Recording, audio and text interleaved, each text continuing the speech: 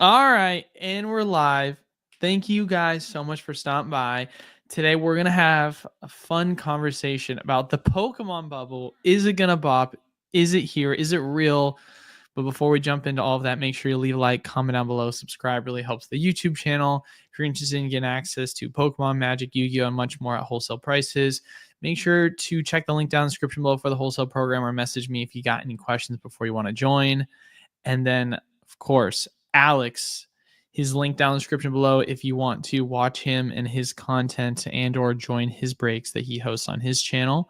Anything else we should kind of point at before we get into it, Alex? No, I just tell everyone to save themselves, get out before the bubble bursts. It's coming.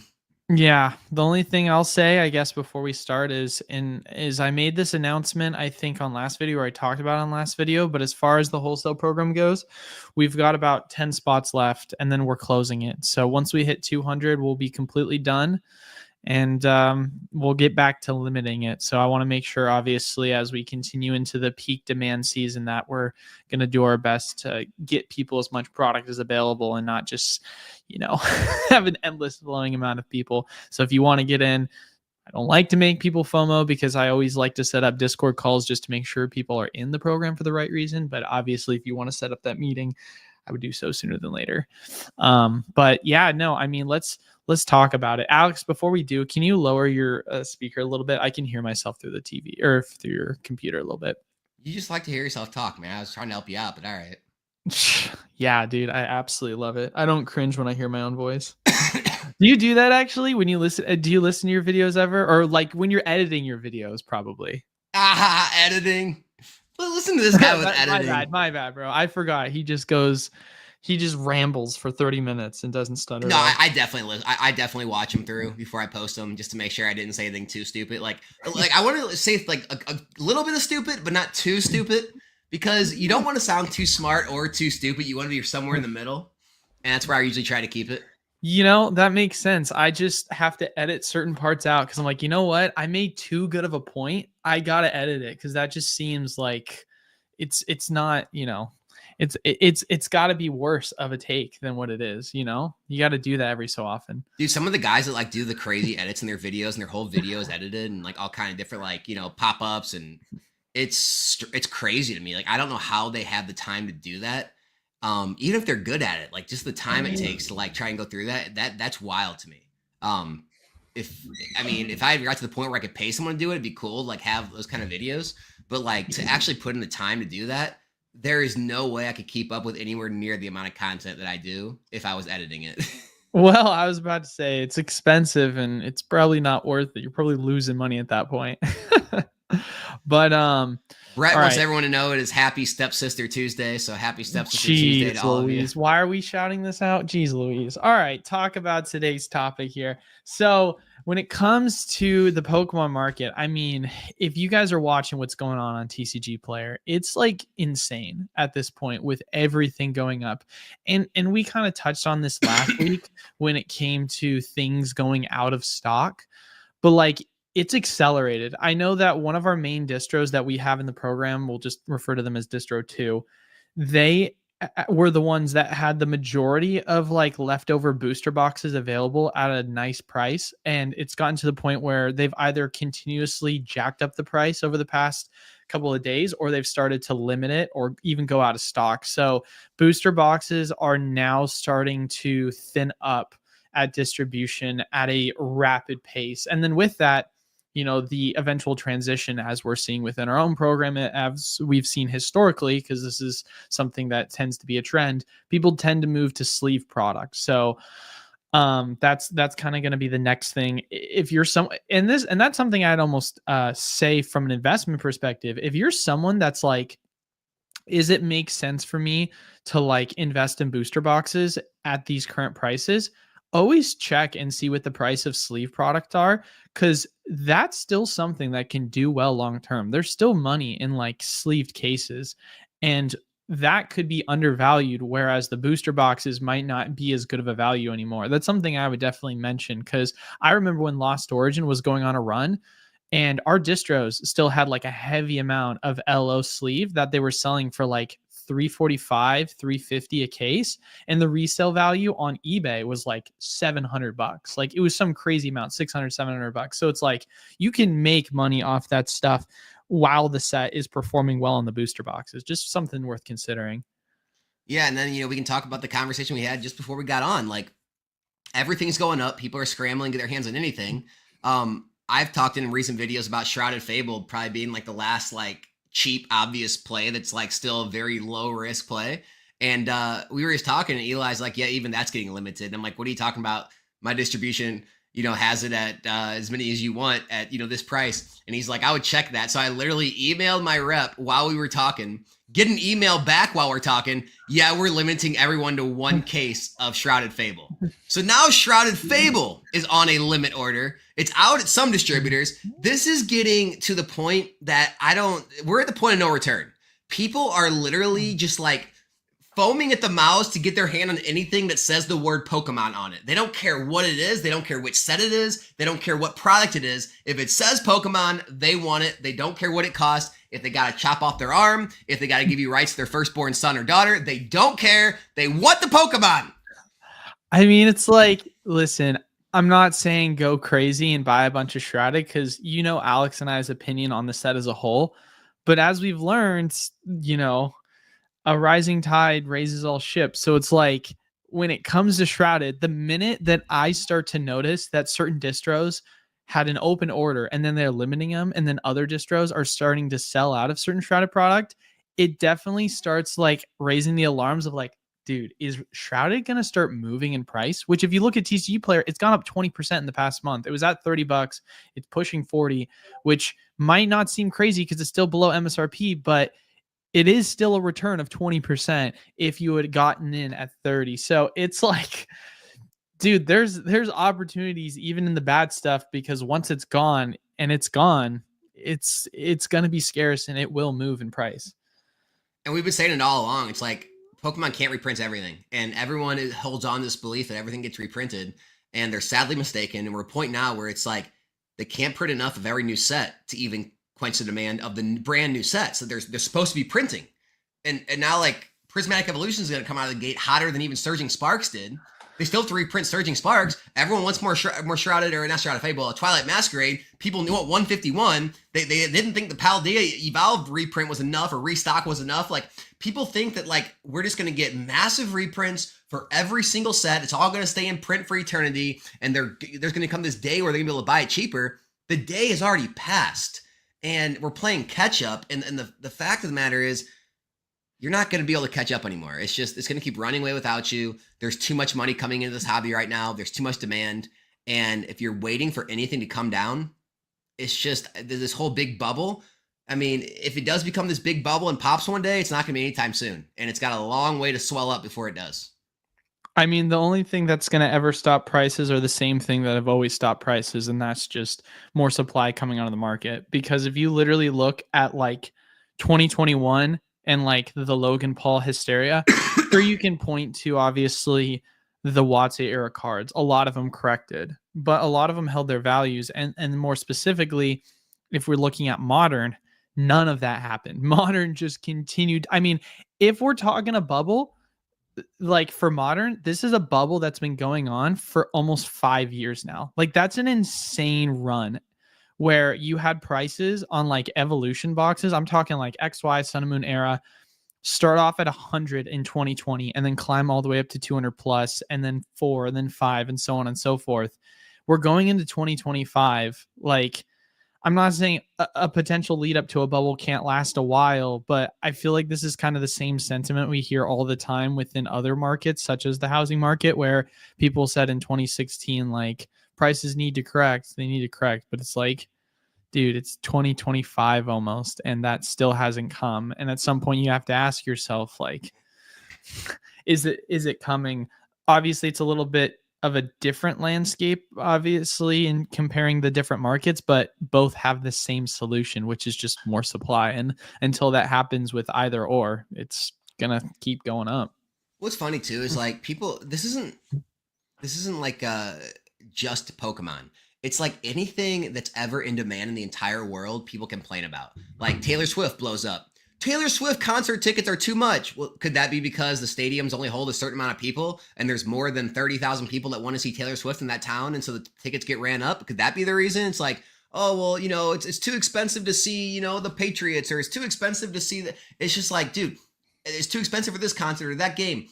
Everything in the world, right, that has more demand than the amount of supply that is out there is going to run up in price. And this like idea that Pokemon has some sort of like moral code that they need to hold to, that they need to make sure their products are a certain price, so like you can afford or whoever else can afford, is a ridiculous notion. Like, here's the thing. This isn't food. This isn't water. This isn't shelter. This isn't something we need to complain about. If it is too expensive for you, this hobby is becoming too expensive, leave. Go find something else that you can afford to do. This hobby is not for you. It is. I mean, I don't know, man. I don't know where else to go with it at this point. Well, it's super funny because you hear a lot of people complain about the expensive nature of like Pokemon as a whole, but like, this is going to sound like a crazy take. Pokemon is cheaper than Magic.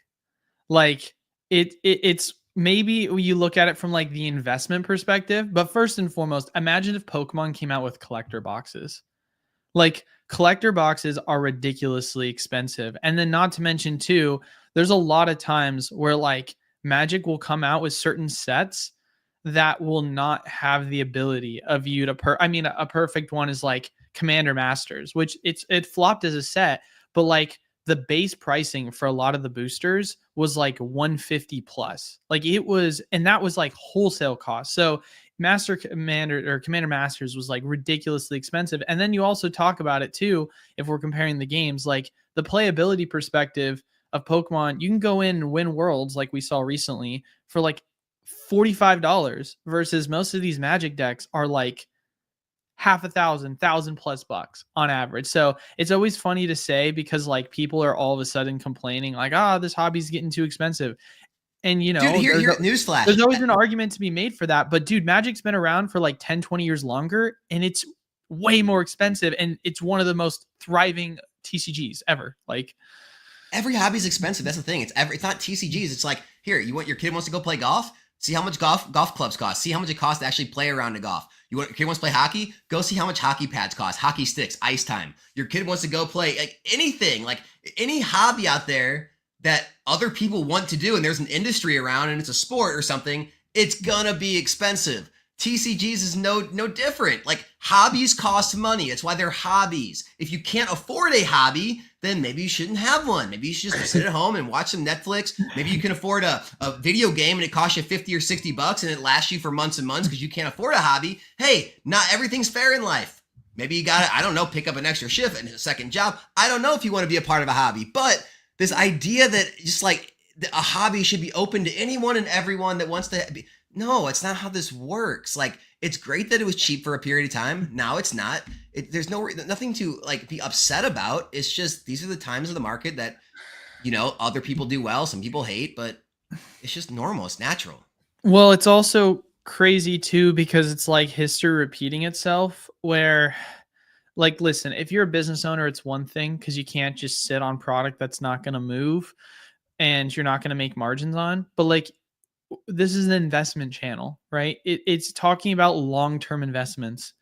And it doesn't take a rocket scientist for us to tell you, like, we saw this coming. Because ultimately, everyone should have seen this coming. Because all you had to see was, hey, these boxes are cheap right now. And then when there's less of them available, they're going to go up. Like, it's not crazy. And so guess what? The product is starting to thin in supply and the prices are going up. So for those of you guys that took advantage of Paradox at $86 a box, or took advantage of Scarlet and Violet for $80 a box for base, which sounds crazy to say picking up base, but it's at 120 now. That's a 50% return before shipping and fees. So it's like, there's these boxes that have been going up and you've had so many opportunities to pick up for cheap. And sure, it might not be the most, you know, volatile, like a 151. It's not going to just shoot up forever, but is it really bad that you made a 50% return or a 30% return and sitting on a product in a year? That's insane return still in comparing it to like stocks and other such investments. Yeah, let me rephrase that, because like someone said, Alex, the complete opposite of Danny Phantom, who says everyone belongs in Pokemon. Alex says, if you're poor, get the F out. Well, that's no. So, okay, here's the thing. All right, think about this. If you like, you can, someone said in the chat, you can get a pair of shoes and a basketball and play basketball, right? I'm sure maybe you can find a hoop around at a park or something. And you play free and you walk there every day. And it literally, doesn't cost much at all, right? But if you want to play basketball seriously, well, now you got to pay for, the team you're on, the league. If you have to get like lessons or training, obviously the league costs money because they got to pay for the refs and maybe the coach, all that. Like the expenses start to compound. Then you want to start getting more serious. Maybe you got to travel, right? So like the more competitive you get in things, the more it costs. Same with Pokemon. Hey, look, parents can go buy their kids cheap theme decks. Maybe they can get like a build and battle stadium, whatever. And guess what? They can make their decks. They can play it with each other. They don't need the best of everything. If you want to start getting the best of everything, get more competitive and actually compete in tournaments, well, that's the same thing as moving up in other hobbies and sports. It's going to cost more, right? And so this idea that like, oh, it's too expensive for the kids. No, it's like the entry level of Pokemon is still very cheap. There's tons of entry level cheap products for you to get decks, play the game, collect. But it's like the idea that everyone should have the same opportunity to collect all the most expensive things everyone else can, that's ridiculous. I mean, let's get real here, people. Yeah, well, it's interesting because kind of talking to my own personal life, a lot of like these high level athletes that I like follow for sports, whether it be volleyball or other sports, like sure, a lot of them are athletically gifted, but also a lot of them had access to high level coaching and or took advantage, like whether it be they had parents that played the sport previously, and so from a really young age they were able to learn because of that, or their parents paid for high level coaching and so they were able to get access to that from a young, it doesn't matter. Like there is a natural expense that comes with a cost of wanting to do something at a higher level. Like Alex was saying, like if you want to go play basketball just casually with friends, it's grab basketball shoes, go to your local, gym. Or if you're like someone that's obviously wanting to take it more seriously, you're going to obviously have to get some high level form of coaching and or I'm talking about obviously if you were younger, it's like if you shouldn't be chasing the MPA when you're 30, but like you get the point that I'm making here. Like if you want to do anything at a higher level, it comes at a cost. I mean, just like playing volleyball. It's like you can just mosey on over to a court and, got some friends, you got a ball, you can play. But it's just like, do you want to play competitively? Do you want to be in any type of like actual league or actually climb up ranks? Or it's like, well, all that stuff costs money because all of those, leagues or whoever puts them on, the refs, everything costs money in life. And this idea that like when things cost money, that immediately makes them bad or evil because some people have more money than others. It's ridiculous because guess what? There's just as many awesome things you can do without a lot of money as there are with. Like, it's kind of like, you can have just as much fun, I don't know, cooking an awesome dinner with your wife, or other people might go out to a fancy $500 dinner. And it's like, well, I can't afford a $500 dinner. Okay, no big deal. You can cook dinner with your wife. Like you can have both. It's just this idea that like, just because someone has, a more expensive collection or can open more packs or something, that they're doing something wrong, or Pokemon's doing something wrong by pricing it too high. I don't know where this ridiculousness comes into the hobby, but it's one of the things we got to fight. Yeah, it will be interesting to see what the general approach is going to be taken going into 2025, because obviously like we've seen Paldea Evolved boosters and Obsidian boosters come onto the market, but it's been very small. It's done just about nothing in terms of the price. It's not big enough of a supply to do any sort of correction that you would like to see. And it sent prices the other way, actually. I mean, I would argue that the prices were going the other way to begin with, and then they added it, and then it just like kind of slowed it down. I would believe that this might be crazy. I think Paldea Evolved should be at 160 right now, but because there was a small supply, it stopped it at around 145. That's where my mind is at that. But yeah, it'll be interesting to see what happens here, because right now we've got zero information so far about any sort of reprints coming towards the end of this year. We'll see obviously the approach that the Pokemon company is going to take going into 2025, because it's a drought, and obviously distribution in terms of them running out of products, that's obviously something that's not a good thing. If distribution doesn't have any product, then obviously stores aren't going to have product. And so regardless of whether you say reprints are coming for specific items, if there's one thing that I can say for certain typically does happen regardless of the timing of it all, is distribution at some point when it starts to run low on things gets a replenishment of supply from Pokemon. Who knows when that's going to be at this point, whether we get a last second word on it in the next month. But right now, this is something that we have to obviously go into it with the expectation that there is no sort of date on anything. Yeah, another thing is just like if you are gonna hold on to your money and like cross your fingers on these reprints, and your idea is to buy when things get a reprint or a restock, when it actually happens, make the purchase, right? You had the money, it was your plan, but I talked about it in my video I just put out today. It's like I made the like comparison, it's almost like these people who get back from war or something and you're shell shocked or something, and like you like have these flashbacks, like, and that's how it is for like Chilling Reign and Fusion Strike. It's like people who've been in the hobby have these flashbacks when they hear a reprint. It like takes them back to the Fusion Strike Chilling Reign days. They're like, oh no, it's all gonna go to $80. It's gonna sit here for years. I can't buy it. And it's just like, guys, that is like the absolute worst case scenario of what happens when a reprint came at the wrong time, when the market was headed down and demand was headed down. It's not like that right now, okay? And so when things get restocked and they drop 10, 15, even 20%, that's a great time to buy. And so when, Paldea Evolved went from 150 down to like 130 a box, that was a great opportunity. But people were then saying, oh no, it's the supply is just starting to come on the market. This is going to crash way lower. I'm going to wait to get it $100 a box. And it's just people like, they always have these delusions on both sides. Like they think it's going to run to an eternity and then they think it's going to fall to oblivion. It's just like, dude, you got to get more like realistic about what price points you're willing to buy in and what to expect from reprints, restocks, because in a bull market like we're in, we're not going to see those massive price dumps like we used to. Well, and it goes back to dollar cost average. Like, it doesn't have to be this all or nothing thing where, price is correct and you're waiting for a certain price point and you're not going to invest until it hits that price point. It's like, if there's a correction that's made, you can always put some in. And then obviously if it goes down lower, then congratulations, you had money set off to the side to do that. And if it doesn't, congratulations, you were able to get in at the cheapest price. Like, it doesn't have to, like, people spend too much time crystal balling. Like, we obviously will always, people ask us, Eli, where do you think X is going to go in 2025? Where do you think X is going to, drop if it gets reprinted? It's like, dude, I don't know, because there's so many factors at play. Like, is the product going to get reprinted? If so, how much of it is going to come onto the market and affect the price? Is the item not going to get reprinted? Is there going to be a huge up spike in demand, or is something going to happen in the market that's going to cause the demand to plateau? Like, these are answers we don't have. Like, we can take general guesstimations based off of how other sets that have performed, whether it be in the same era or different eras that have similar, comparable traits. But it's like, past that, we're always giving ranges of like, yeah, I think it could drop to 120 or 130 or 140. You know what I mean? But like, it's like you're kind of guessing ultimately at the end of it all. Yeah, man, it's just you're never gonna catch the bottoms of the tops. Like,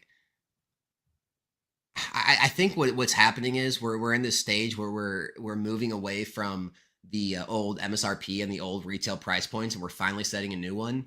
And people are just they're not quite accepting yet that 110, 120 is a good price for a box, and they're still holding out hope that there's going to be this massive like windfall of product and everything's going to drop to the 90s and they're all going to be able to jump in as much as they can. And what's happening is it's keeping everybody on the sidelines, and they're going to miss out on everything. And then, they're going to be stuck buying it at higher prices if they want the positions, or maybe they just leave the hobby because they're so frustrated or whatever it may be. But like, yeah, just like being able to change with the market is always going to be a benefit to you. Yeah. Who knows, man? There's a lot to consider. I mean, Well, I mean, talked, dude, Silver Tempest is really one for the ages. Like the set has sat there for years, like 144. multiple years at Pokemon Center, Yeah, and 144. nobody wanted it.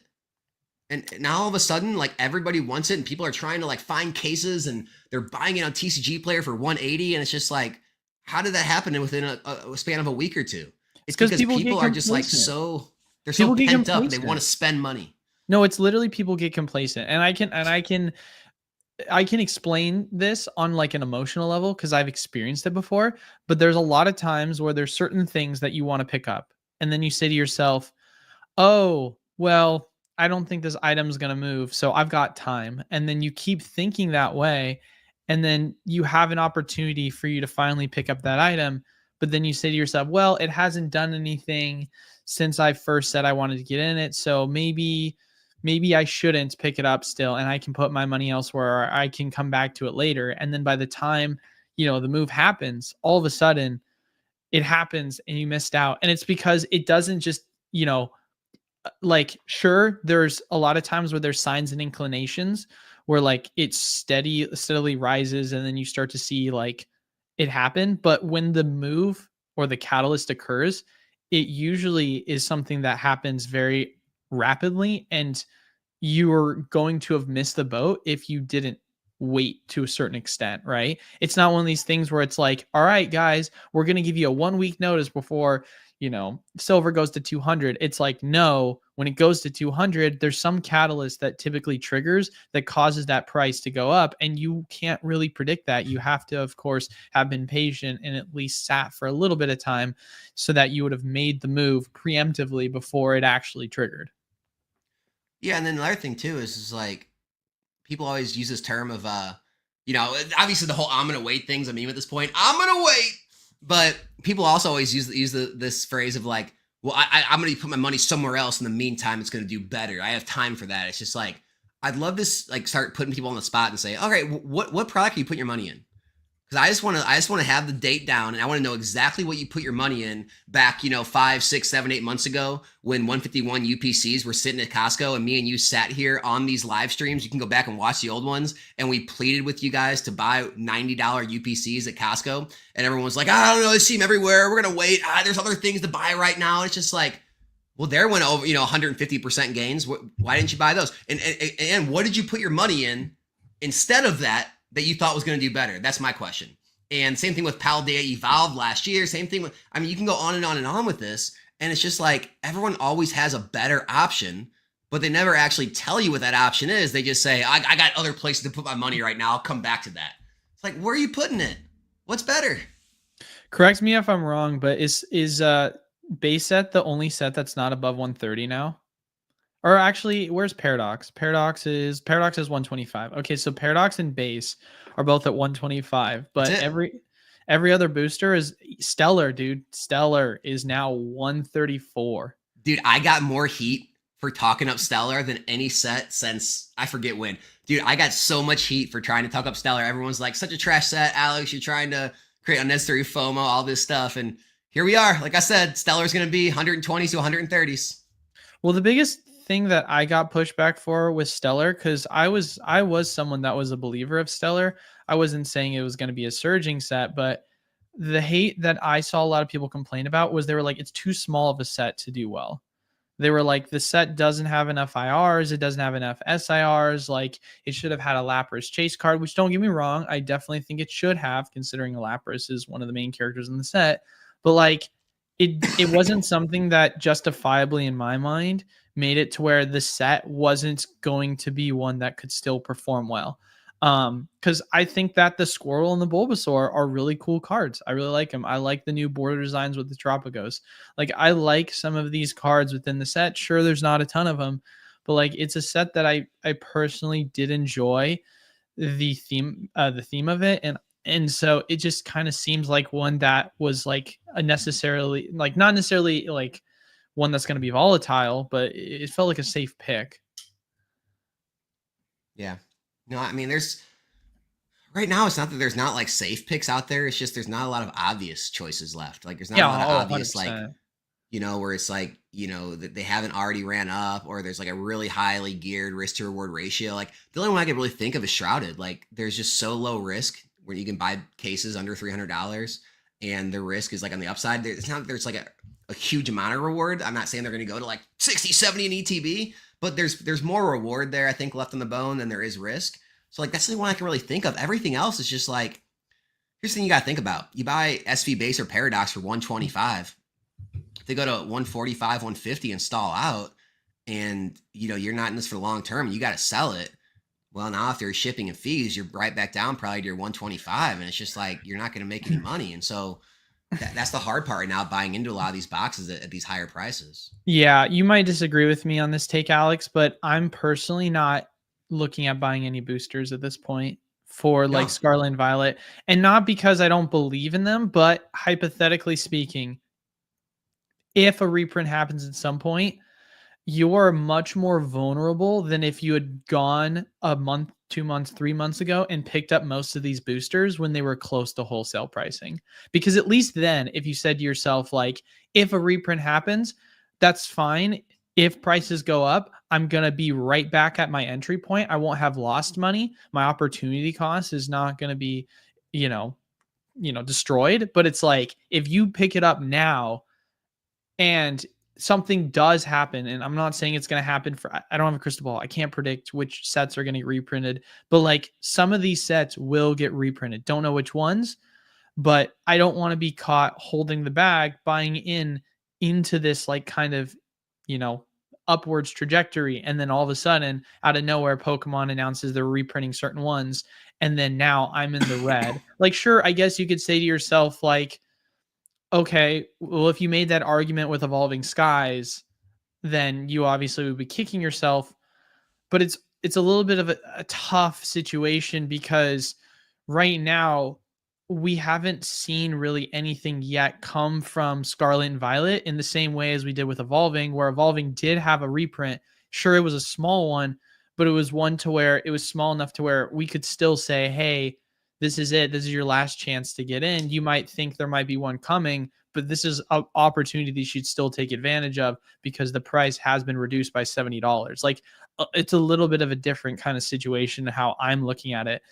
Not to say that they'll reprint Paradox or they'll reprint Temporal, and if you want to take that chance, obviously you can, but I'm going to personally put my money in the easy play that comes in when one of these boxes does get reprinted, because right now it's a pretty equal playing field in terms of pricing. Like, sure, you've got some that are cheaper than others and some that are more than others, but realistically, there's a majority of these boosters that are all around 130 and are performing around the same. And so whichever one gets the reprint, it's the one that feels like is the one worth picking up at that point. No, I'm 100% on board with you, dude. I'm not really buying much right now. There's nothing that screams out to me it's a good deal.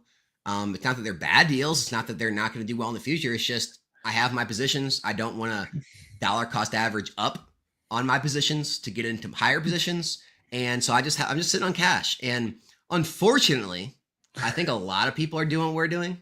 And so when those reprints come, I think they're going to get eaten up extremely fast. And that's what people aren't going to understand is they think these reprints are going to come and it's going to be this Chilling Reign Fusion Strike scenario. And I'm going to be able to buy everything really cheap and it's going to sit there and I'm going to have time. You're not going to have time in this market. There's so much capital that people are trying to deploy. And as soon as there's a deal, Nick, and there's money you made, it's going to be like vultures. It's going to be like locusts just going and eating it up immediately. And then boom, it's gone. And that's how fast these reprints are going to go, in my opinion, because everyone like us is sitting with cash and we're saying, hey, first time I can get a deal in January, February, whatever it is, I'm going to buy. I'm going to max out my allocations, whatever I can, because we know that we don't want to pay 120, 130, 140 for boxes. Yeah, no, it's I definitely believe that the acceleration of rebounds, like in pricing, it's getting faster and faster. You have, maybe you could have made that argument back in 2021 because we obviously saw it take about a year before prices moved up for Chilling and Fusion and all these other boxes. But like starting with Lost Origin, Silver Tempest, if you really look at it, the correction on those was fast, and the rebound was fast as well. Like, I was buying Lost Origin boxes for, at distribution, we're buying them for like $90 a box, roughly like 92, 93, something like that. And I remember the market price at the time was about to hit 200, and then it dropped all the way down to, on the secondary market, like 115 on some sites, like 110 on some sites. And, from there, by the start of next year, so like 6 months in, it was already almost pushing back to 200. Like, it was crazy to witness the booster box by March, April time almost hit 200 again. So it's a little bit of a different situation now compared to several years ago, which is even crazier to think about because everyone was saying the bubble was going to burst several years ago. And now it's like, bro, like, is it getting bigger? Like, what's happening here? Because these reprints get eaten up so fast. telling you, man, it's like the same people that always say the bubble's going to burst are always the ones that like they're nowhere to be found when things aren't going this good, right? Like no one was saying this type of stuff for 2022, 23, most like earlier this year. None of those people were around, right? We had none of those people, none of the people yelling scalpers and bubbles and all these different stupid things. And then all of a sudden, when things start to go up in price a little bit, everyone loses their minds, freaks out, wants to complain and blame everybody. And it's just like, why do you think we all buy this stuff? Do you think we like buy it because it never goes up? All of these boxes, they go up in value over time. That's why people invest in this stuff. And guess what? It's happened 100% of the time. There's nothing else to it. It's just like, it's a matter of time. There's going to be years where they don't go up. And then there's going to be years when they do go up. And then all of a sudden, when they do go up, it brings out all the crazies out of the closet. Yeah. Crazy. It's just it's timing, man. That's how it goes. But and what's funny is like me and you miss out on plays all the time. Like I don't have time to hit every play. I make mistakes. I'm not angry at people who make plays. Put it this way, I don't do the whole Japanese foreign markets. There's people that are doing well in the foreign markets. I'm happy for them. I don't do vintage. There's people that are doing great in vintage right now. A lot of the vintage slabs and things are moving. Am I mad at them? It's just like, what is this fascination we have with like demonizing people that are successful investing in this market? It's crazy. It's just projecting. Same as everything in life. It's always projecting. But one thing I want to say, though, ladies and gentlemen, as we continue our conversation, we're going to start taking questions here really soon. So if you have any questions, make sure to, in the comments, put question or Q in, bold or capitalized. That way it makes it easier for us as we scroll down to try and help answer everyone's questions. So, because it gets a little crazy. We can't get to all of them, sadly. But, and make sure to leave a like, comment down below. Really helps the channel out. And like I mentioned at the very beginning of the video, we've got about 10 spots left in the wholesale program before we close it. So if you have any questions about joining, or if that's something you're interested in, please message me on Discord. I'd be more than happy to help you find out if the program's right for you. Sell out. Yeah, before it sells out. So don't like to cause FOMO, but for me, I like to at least give people a little bit of a heads up. And then obviously Alex, link down in the description below, check his channel out. But yeah, no, dude, I think at this point, my general strategy, and it's different because I'm like a business owner, but like my general strategy from an investment perspective that I've learned from investing at such a high level, it sounds dumb, but we've talked about how important it is. It's price per square foot. Like it really comes down to price per square foot, because it's one thing if you're at like a lot lower of a level and you don't have a ton of stuff in your inventory, but we've gotten to the point where I obviously have the store and I have like my own like store inventory / like long-term investment, but like it's grown so big, like it's amassed so much value over the past year that we're now using my home again for storage. And we had literally moved everything in June over to the shop. And now we're having to move stuff back to the house because we don't have the room. So I'm now having to consider like which products are worth keeping sealed or like keeping as a part of that investment. Obviously, if there's certain ones that, make sense regardless of the size, but more than ever, like price per square foot is something that I've considered. And don't get me wrong, like I love ETBs and like specialty sets and UPCs, and those things are great, but I'm still feeling like boosters for myself. It makes the most sense because I can store so many of them. Like the amount of money I can store, like price per square foot in boosters compared to say UPCs, like I don't know. It's just that's kind of where we are in my growth, at least from an investor. Yeah, I mean, when it comes to like investing in booster boxes, I don't know why. I talk about it all the time. I don't know why the space thing comes up for so many people. Most people in this hobby never have enough invested to even worry about space, is the funny part. And the ones that do, if space is an issue and you have that much money in Pokemon, you might want to put some money into like your living space or your living conditions before you worry about Pokemon. Because think about this, like I talk about it all the time, but a Home Depot garage shelf, it's like 72 by 48 by 24. Those are the dimensions. It holds roughly 100 cases. So if cases are worth $600, right, out of the gate, that's about 60 grand. if all the boxes double in price, that's 120 grand. So somewhere between 60 to 120 grand. Hey, maybe you have like some older Sword and Shield, Sun and Moon. Like you could have up to like 200-300 grand on one shelf. It's like one or two shelves is going to be able to hold like $120,000 to $240,000 of Pokemon booster boxes. Most people asking the question or trying to complain about space don't have anywhere near 120 grand to $240,000 of Pokemon booster boxes. But I'm sure most everyone asking those questions has enough space for 2 freaking shelving units. And so, and the shelving units are about the size of a regular closet, or if not smaller. And so I know people have the space. You're just trying to find reasons to like cop out and like not have to do it, or trying to find reasons that something's wrong with it. So yeah, I mean, until you're running a business like Eli and you have like a million different SKUs and everything, space shouldn't be an issue for the average person, I don't think. Yeah, no, we have a downstairs like at home office that we used when we were doing our like Roca operation. And when we moved that all to the store, it immediately got turned into a secondary like storage location. So it's crazy how much it's growing already. I was talking to my wife about it last night, and she's like, we're already running out of space for things. I don't think you understand how fast we're growing, especially too as well, because it's like the Roca operation as well keeps growing. And I'm just like, bro, I only have so much space for so many boxes / machinery. It's Shut like down the bulk operation. I'm only 6 months in, but I don't know, man. It's crazy to think how fast I'm outgrowing my space, Gotta shut down the bulk. Yeah. But okay, so let's start answering some questions here. Well, it's not really a question, but someone was a question. They were asking about the Safari Zone sale of SV09 for $129.99, and it sold out. That is crazy. So now Safari Zone is pre-ordering $129.99 and selling out at that price. Yeah, what are your thoughts on that?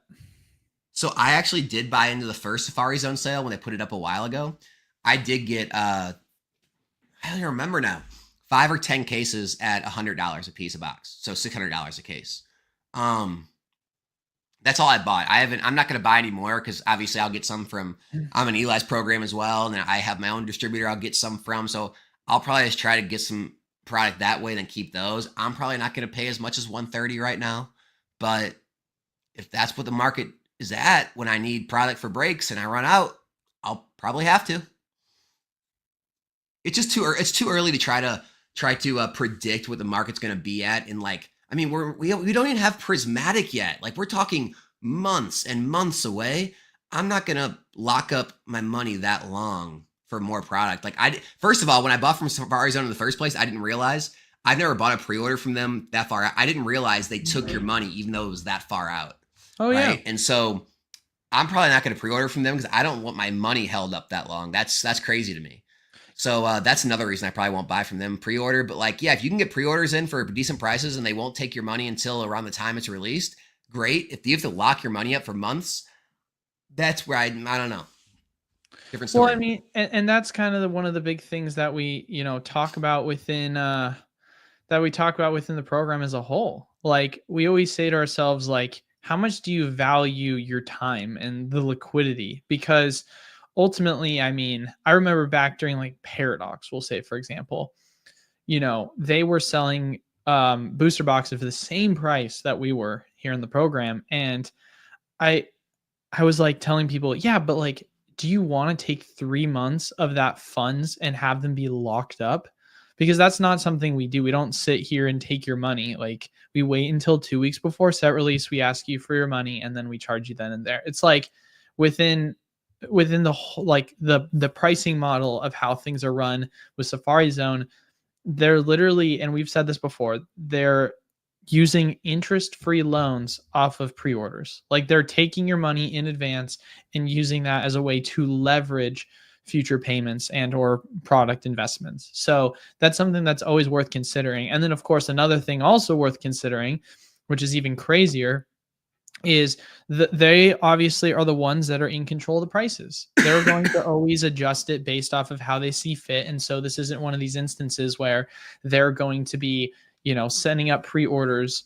And because right now, right, they said SV9, they like sure, we're still making a guess saying, okay, it's probably going to be Team Rocket. It's probably going to be the set. But like, hypothetically speaking, what happens if all of a sudden it's not? Like, you know what I mean? I don't know. And even then, like you look at Terrestrial Festival, they've consistently continued to raise the price on these products.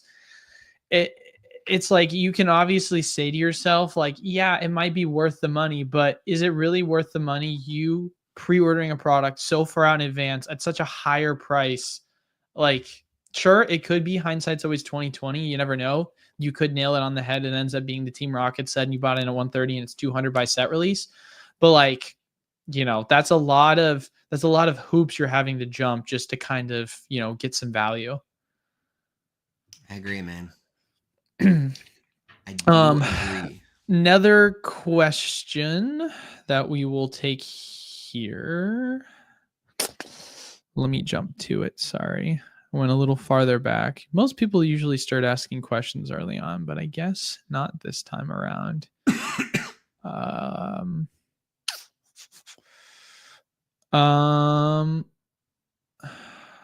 Sorry, give me 2 seconds. I'm just scrolling. There's so many. Okay. A couple of months ago, like I said, they will keep pumping until end of year next year. Then the massive reprint will start up. Where's the question? Am I misconstruing this? Is there a question somewhere? Like I said a couple months ago, that we will keep pumping out until early next year. Then the massive reprints will start up. I mean, there's no question, but I'll give my take, Jason. I honestly don't see that happening. And especially massive reprints. The word massive really throws me off. Like we've obviously seen they cannot print enough product to meet the demand of any set they're releasing right now. I don't think I've ever seen in my entire life in this hobby Safari Zone pre-release a box at 130. Were they even doing that for like Vivid Voltage back in the day? Not that I'm aware of. No. I mean, I think this is the highest I've ever seen Safari Zone pre-release a box, and it's selling out at $129.99. Like, they can't print enough product right now, in my opinion, to quench demand and like massively drop prices and all that. So, yeah, I just don't see that coming. And like, listen, no hate to them. Obviously, their business, they need to make money. Like, if they want to charge that much, obviously it's selling out. What would you do? It's selling out, right? But also, you know, you have to know what you're signing up for. That's about all I'll say. Someone asked me, okay. Someone asked me a question. Are the Sun Devils going to win? I'm sorry. I don't follow college. I apologize. I only follow NFL. How long do you guys think until people start FOMOing until battle styles? Dude, I don't know. It's crazy. Still 135. You now have most Scarlet Violet era sets selling for around the same amount as battle styles, which is wild. Here's my thing. When everyone was talking about like battle styles at 120 or like, and like, was it a good pickup compared to, you know, fusion and chilling? I was still saying I'd prefer to have fusion and chilling because the price point at battle styles, it felt like it's one that hasn't moved to where I was confident in its success. But now, as like Alex literally just said, you start to see Scarlet and Violet product break past battle styles. My opinion on battle styles has now started to change, where I now start to look at it more as an opportunity, because like I can understand the disdain for battle styles if you compare it to other sets around it in the Sword and Shield era. But like, dude, this might sound like a hot take here. This might sound like a hot take. I can't wait for the flame. I almost would say that like this set, the same argument is being made or was being made as to why Stellar shouldn't perform well. And I feel like you can attribute it in the same manner to battle styles, because battle styles as a whole, people hated on it because they said that the pull rates or the amount of specific pulls you could get was substantially less than comparing to chilling, which is totally true. But as we saw with Stellar, that was the exact argument people made on why Stellar wasn't going to perform well, because it didn't have enough of IRs. And it had good IRs, right? It had the Bulbasaur, it had the Squirtle, it had, whether you like the Tropicos or not. But even then, like, it's still not a crazy amount, and the set performed well. Whereas Battle Styles, same exact thing. Like, it's got the Tyranitar, obviously, as a main chase that's going for over $130 a box. It's got some other alternate art cards that, you might like, you might not like, doesn't really matter. So for me, it's like, it has cool art designs. It has a big chase card. It feels like it should be one that moves at some point.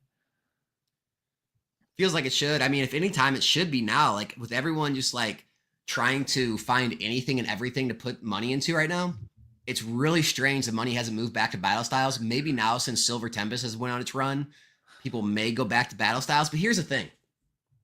Battle styles is always going to trail. It's never going to like be worth as much as the other sets. So for battle styles to start running up to the high hundreds, you're going to need Silver and Astral and Brilliance now in the 200s, but you're going to need all those sets to get up into the 200s. So that way battle styles can start to be seen as being worth 150, 175, whatever. And it'll move up with the era, kind of like Crimson Invasion have or Steam Siege has.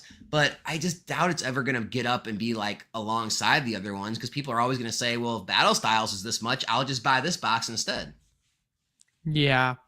I mean, right now, at least, you've got Fusion pushing almost 300, right? Where's Chilling? I mean, Chilling's probably around mid twos usually. 230, 240. So I guess at this really, point, I think just Astral and Silver is what we're waiting on. I think well, Astral, that's a good question. So Silver right now, I'm looking, lowest listed on TCG Player is 185. That's the lowest listed, which is crazy to think about, that Silver is about to push 200, but is it really that crazy? And then if we take a look at Astral Radiance, I don't know if you can pull it up fast. Oh, I just got it.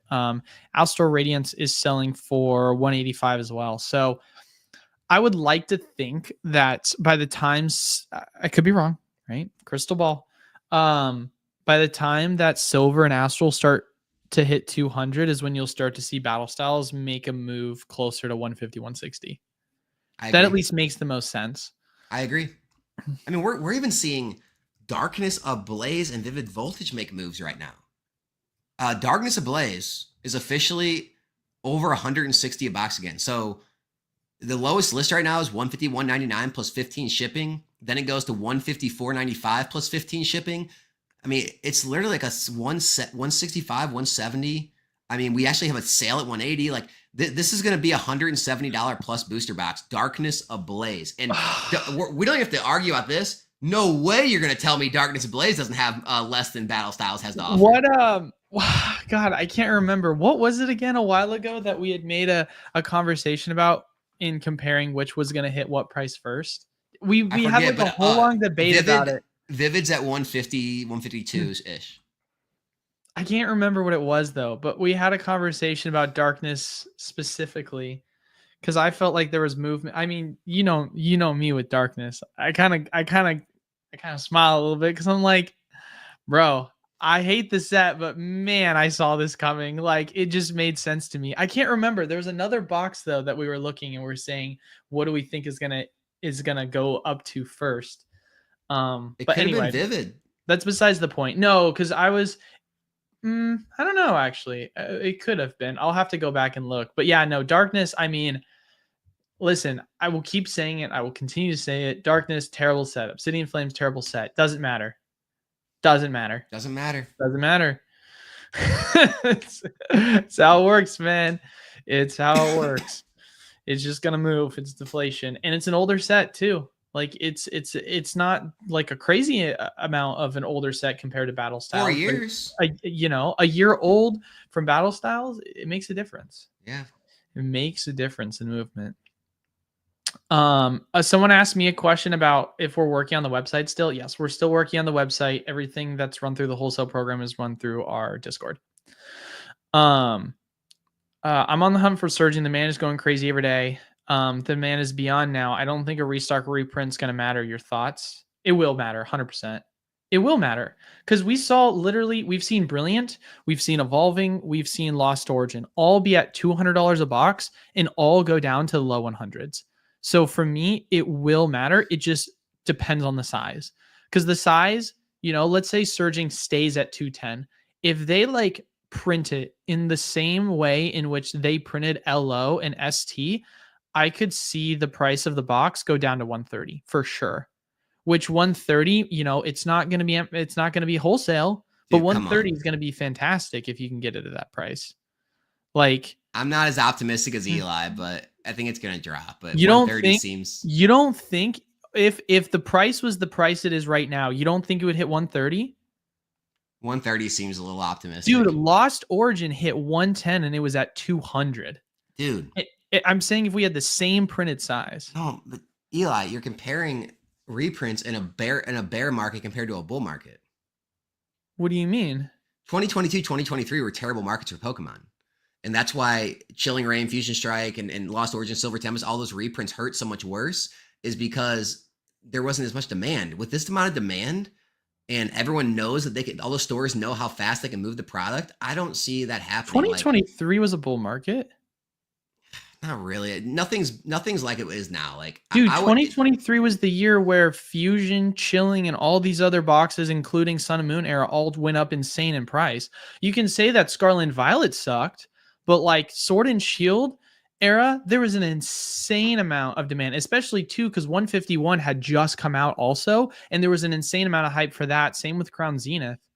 Like 2023, there was a huge amount of price increase when it came to the value of boxes in the Sword and Shield era. I'd be happy to see like 150 a box. I mean, listen.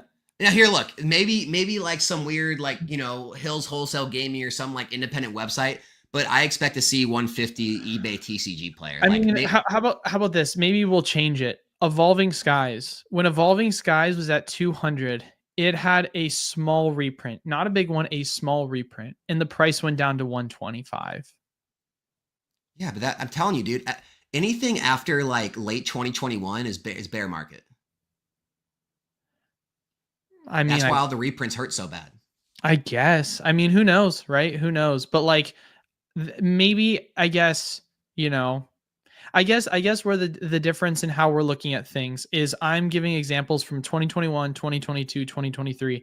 You're saying, just so I'm understanding you correctly, 2024 is different than all three of those years, correct? Yeah, I mean, think about like well, let's look at stuff that got like reprinted during the height of the pandemic. Like Champion's Path got reprinted, ran right back up to $100. Like Hidden Fates gets reprinted, runs right back up.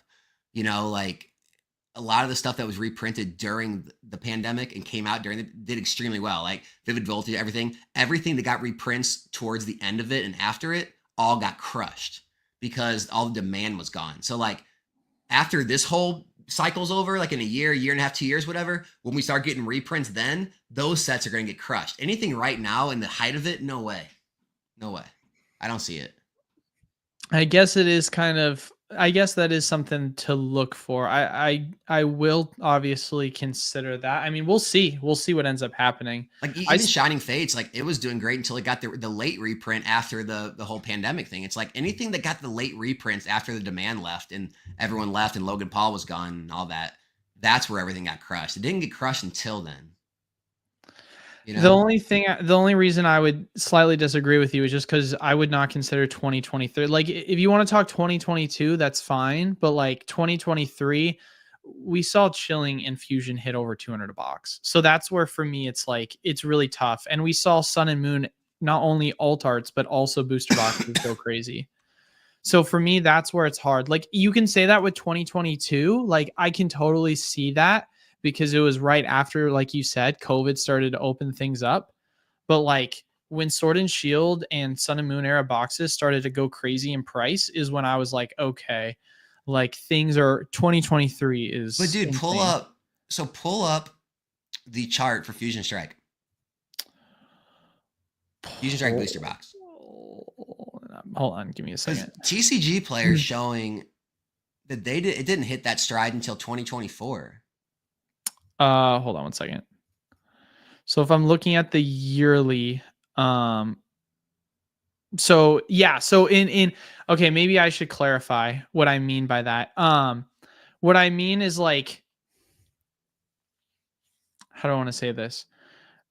Going into the March April time. Sorry, I'll specify what I mean by that. So like you see most moves, obviously, like we said before on the channel, happen during the March April time period, and that was something going into 2024 that we saw. It wasn't something because I would almost say you could make an argument that at the very beginning of 2024 that like people were saying, and even I would say at the beginning of 2023 is when people were saying that like, you know, Scarlet and Violet era is a bust, but things were making their moves during that time frame, right? Because like Fusion, obviously at the start of the year, it went up to 165, but then obviously it made its biggest move in April, right? So maybe what we can do is actually, I don't think it's going to allow us to go back and look at the history because I would love to go back and look at 2023 and see if we could look at the charts for the start of 2023 because Lost Origin, in terms of its pricing and booster boxes, it obviously, you know, was able to rebound and go all the way up to $200 a box again by April. But if you look at like booster boxes at the end of 2022 going into 2023, I would like to see where the pricing was on those. I just remember making content, man. Like, I mean, I have Discord messages to prove it. Like, I remember when I was talking about buying in 2023, I was getting lit up still. Like, people were like laughing at you for like buying Scarlet Violet, even buying like some of the later Sword and Shield stuff that was still down. Like buying Crown Zenith was laughed at. It was like 2023 was definitely not a buyer's market, I don't think. I think that 2023 was still a year of performance. The start of it, obviously, like you saw 151 come out, and you had the reprints. But like, if you did see the very beginning of 2023, the very beginning of 2023 is when you did start to see price movement on all those boxes, and then 2024 at the beginning of it is when it looks like they all hit over 200. So I guess the big thing is ultimately going to just come down to us not guessing and then just finding out. Yeah, we're going to find out. They're definitely going to have some sort of reprint. So we're going to find out with Surging Sparks. My only thing is this. Here's where my opinion stance is. Never underestimate what a strong reprint can do to the price, but that doesn't change in my opinion, the outlook on the time in which that reprint will have an effect. Because like if we had a conversation and said like, you know, Surging goes to 130 a box, I think that it could hit that price, but it's only going to last for a couple weeks because the demand will eat it up so fast. That's where my mind versus if you said a year ago, 2 years ago, if we're looking at a different set and it got a reprint, it would be about a month, 2 months. So I guess how I view things is I can still see because of the supply, the prices going to where they were if we looked a year or two ago. The only difference is the amount of time you would have had to pick these items up is a lot less because of the demand. That's at least how I'm looking at it. Yeah, I guess it depends too on when it comes. Like if it comes in like 6 months compared to like a month or two, because we saw how fast the product moved. Like those stores that dumped to that $179.99 on TCG Player. I know people are saying, Alex, it was during a sale. They're getting 10% back. All right, so 180 minus 10% is like 162. So that means they were paying TCG 162. That did that, though. That was TCG Player that did that. It was a promotional thing that they mentioned. What I'm saying is people still shelled out that amount. They still bought 900 boxes in the course of like an hour or two because it was 162. Like if there's that much demand for a set, why would anyone list it for lower? Why would you list it at 130? That just doesn't make sense to me. Because the same exact reason why, because you don't want to be left holding the bag. I mean, when Chilling dropped from 1, do you think anyone's gonna feel like they're holding the bag with 100%, because the same reason why, and we've talked about this a lot on the channel, the same reason why Chilling Reign, Fusion Strike, Charizard Ultra Premium Collection, like literally, you look at any of these items that were extremely expensive and then got tanked. The sentiment changed and now all of a sudden they're bricks. So for me, it's like, this might sound like a crazy statement to say, But like, this is exactly what's happened over time, where some people will look at a set at a certain price, and then the minute it's not worth anything, all of a sudden people's sentiments change on how they view the set. So for me, it's like, yes, hypothetically, when it comes to the price point of, surging, it's going to be one that's obviously going to have high demand regardless, which is why it's not going to last for that long at the price if it does correct. But stores are going to say, hey, I have product that I can sell right now to max value. Let me sell it as fast as I can to beat the price correction. So I'm going to sell it at 200. And then the next store does that. And then the next store does that. And the next store does that. And then that's what causes prices to correct. It's a race to the bottom. And then the minute that race to the bottom hits, and the supply starts getting eaten up aggressively after these stores race to the bottom and these stores start to run out of supply, is when there's now less competitors, which is what causes the price to go up. So basically you're saying that you think distributors are going to sell it to stores at least 110 or less then, because if not, they wouldn't be able to make a profit at 130. Well, like I said, in the example I gave, I said that if we had the exact same thing happen for surging, like we did Lost Origin Silver Tempest, but like, this is hypothetical in the same term. Like, if they obviously sold it for 110, 120, then yeah, I think it'll be 150. But in the example that I gave, they were selling LO for 92. So it's a little bit different. Obviously that's going to play a huge factor, but we won't obviously know. So, cause for me, this is just general supply and demand economic theory. The thing that causes prices to correct is not just the supply, but it's the amount of competitors on the market. Because if you have a multitude of different competitors come into the market and try and undercut each other, it accelerates the price decrease. But if you have one person that owns the entire supply running the market, prices won't correct, because why would it correct? Because they have no one to compete with. And that's obviously where monopolies become the reason why certain prices are held higher. Yep. All right, moving on to another topic. I feel like this will be a quick question to answer, but do you see a big difference between the US and the UK market? I can't answer it, dude. The answer is yes. There is a big difference. Like, they have their own distributors, they have their own prints, they have their own regulations within each country compared to the US. So the answer is yes. What's your take on the new tins that are coming out? Like, how some of the cards are only going to be released in their own tins? Huh? I think the tins that he's referencing, I actually did see them on distribution, because I did too. I didn't know there was like what is that? Like, how some cards are only going to be released into their own tins. What does that mean? Not totally just swinging for the fences on this one. I assume what they mean is that the promos themselves are like, how a lot of times the promos will be like just a different variation of a card that they've already printed. Okay, so they're like exclusive tin promos. Yeah, like it's a Kyogre EX and like a Xerneas, like for the Azure Legends tin, if that's what they're referencing. And then a Dialga EX as well. Yeah, so I'm not really a huge fan of like the promos unless it's like something special, like how the Jolteon, Vaporeon, Flareon boxes were, or the Kingdra Greninja boxes, like something where it's like a top hit rarity. But like they're just gonna be like, what? Aren't they actually regular EX cards? Like anything regular EX, like the holo promos. Sometimes if it's like a big grading play, you can do well, so you can definitely go that route. But like any of the regular EX or regular Vs back in Sword and Shield, I'm not really a fan of a lot of those style promos. So I'm not really worried about the tins. I would say I'm less about the promos and more about the tins, because at least what we're seeing in the wholesale program, there's a lot of people that are buying like certain products, whether it be collector's chest, EX boxes, because they have surging in it.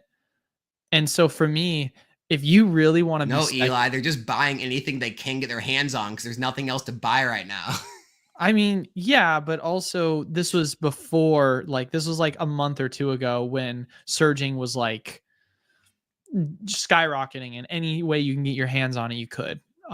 You would try to. And so anyway, the point I was trying to get into was I'd be interested to see as a potential play. Let's say, crystal ball, 6 months from now, there's still no supply onto the market. What happens if while everyone's trying to focus on these new booster box sets, the real play is taking advantage of these tins, because they'll have all the newest Scarlet and Violet era sets that are going to be loose pack. Sure, you're paying slightly greater than what wholesale would be, but you're going to take advantage of them because the price per pack compared to if you went and purchased the booster box is going to be that much greater if you're really trying to pick some up. Like, sure, you might say, oh, I want to invest in booster boxes, but if you're someone that's trying to get cheap packs, that you could easily see as a potential play. Yeah, could be. Especially at least the distribution when you're putting pre-orders out for so long. Someone already asked that question. Have a good amount of PC ETBs, Prismatic suggestions once everything gets released. Should sell if market, or should you hold prediction if market? It's just kind of there you go. It's coming. I wonder what's happening. All right, let's do it. What's the question? Should we sell our Prismatic PC ETBs at release? Without a doubt. So 8Ball says, without a doubt, if you want to take the 8Ball's recommendations, you can do so, Manny, but that is going to be our official answer for our podcast. There you go.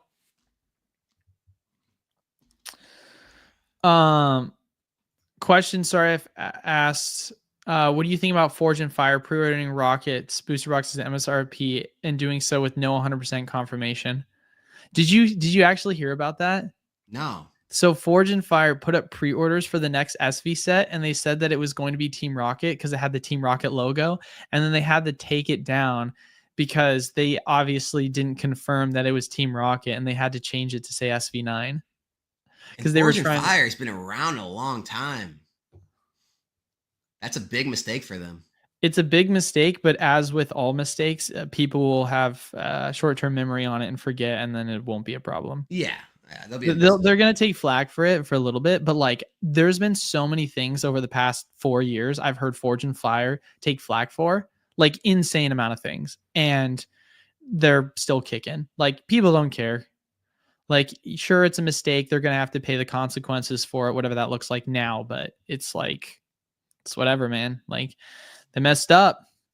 I can sit here and scold them for it, but it's like, who cares? Like, dude, just don't be dumb. I mean, we can actually talk, because there's been other questions about that whole pre-ordering thing. Guys, like, anyone who hasn't been in this hobby a long time, I know you might see like an official game store website or all these places, and this isn't about Forge and Fire, but like, there's been so many game stores that have went out of business trying to play this pre-order shell game.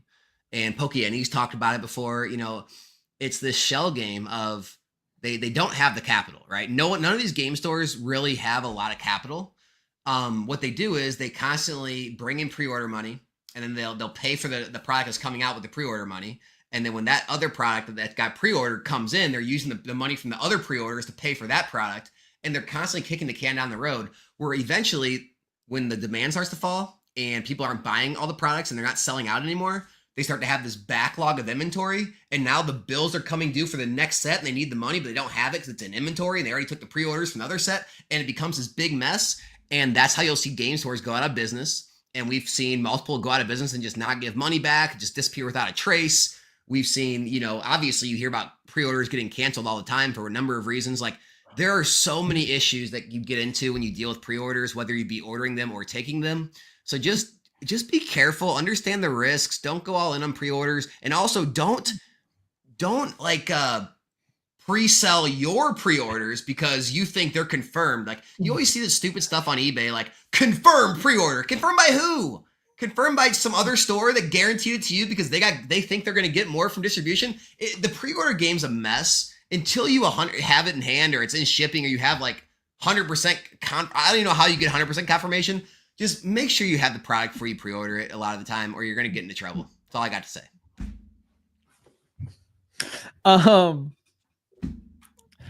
Paradox or Stellar, if you had to invest in one right now? Ooh. I still got to stick with Paradox, man. I think it has a less chance of getting reprinted. Dude, it's like funny because like instinctually I'm like, oh, Stellar.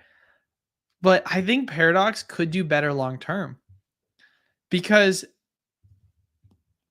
this is just me.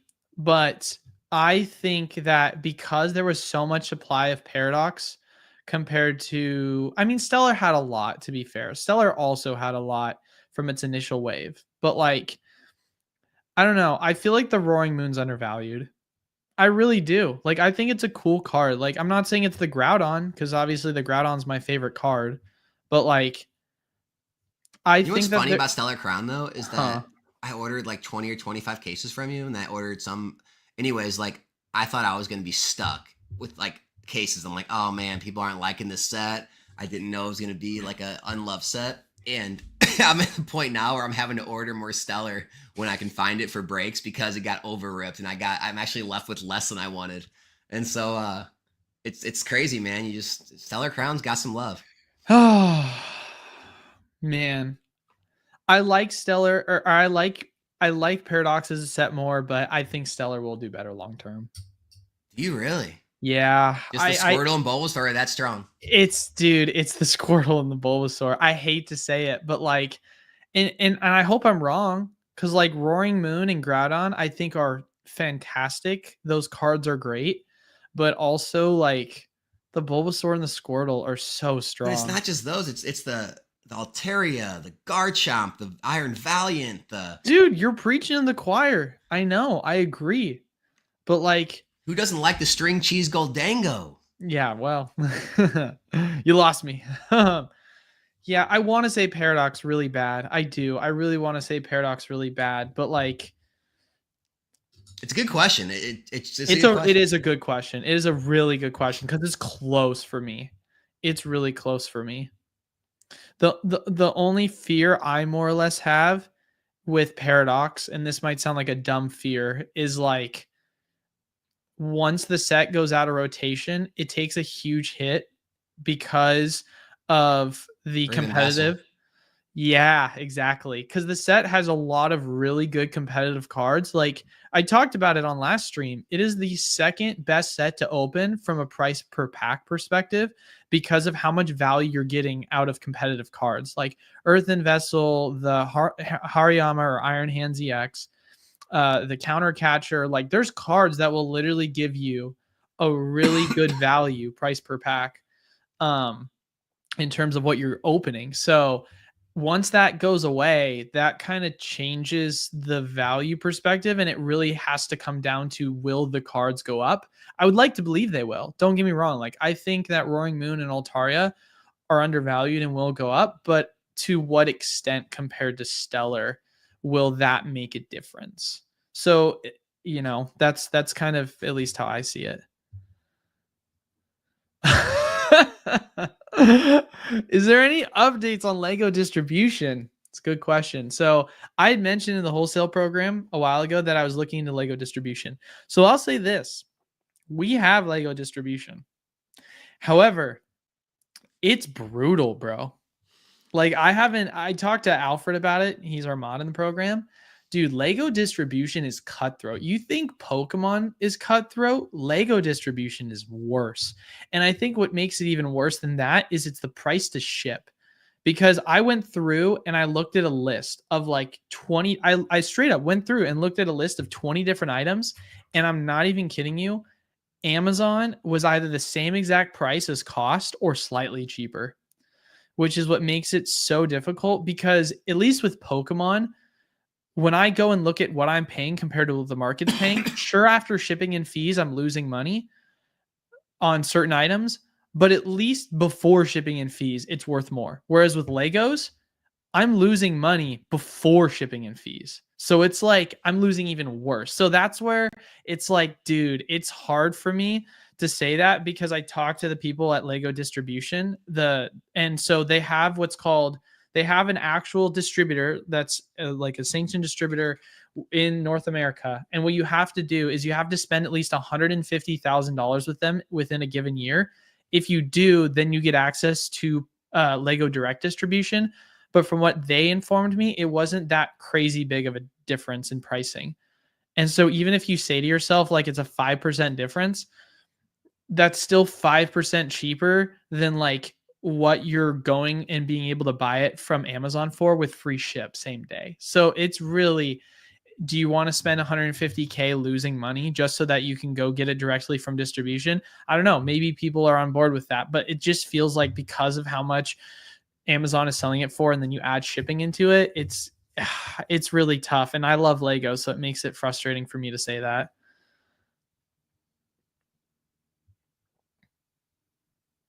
Next question, I assume, Alex, you don't have any comments on that? Oh, yeah, I have no comments. It was to you. I don't have Lego distribution. Fair enough. Should I go in on all in on PC ETBs? Are they the next big thing?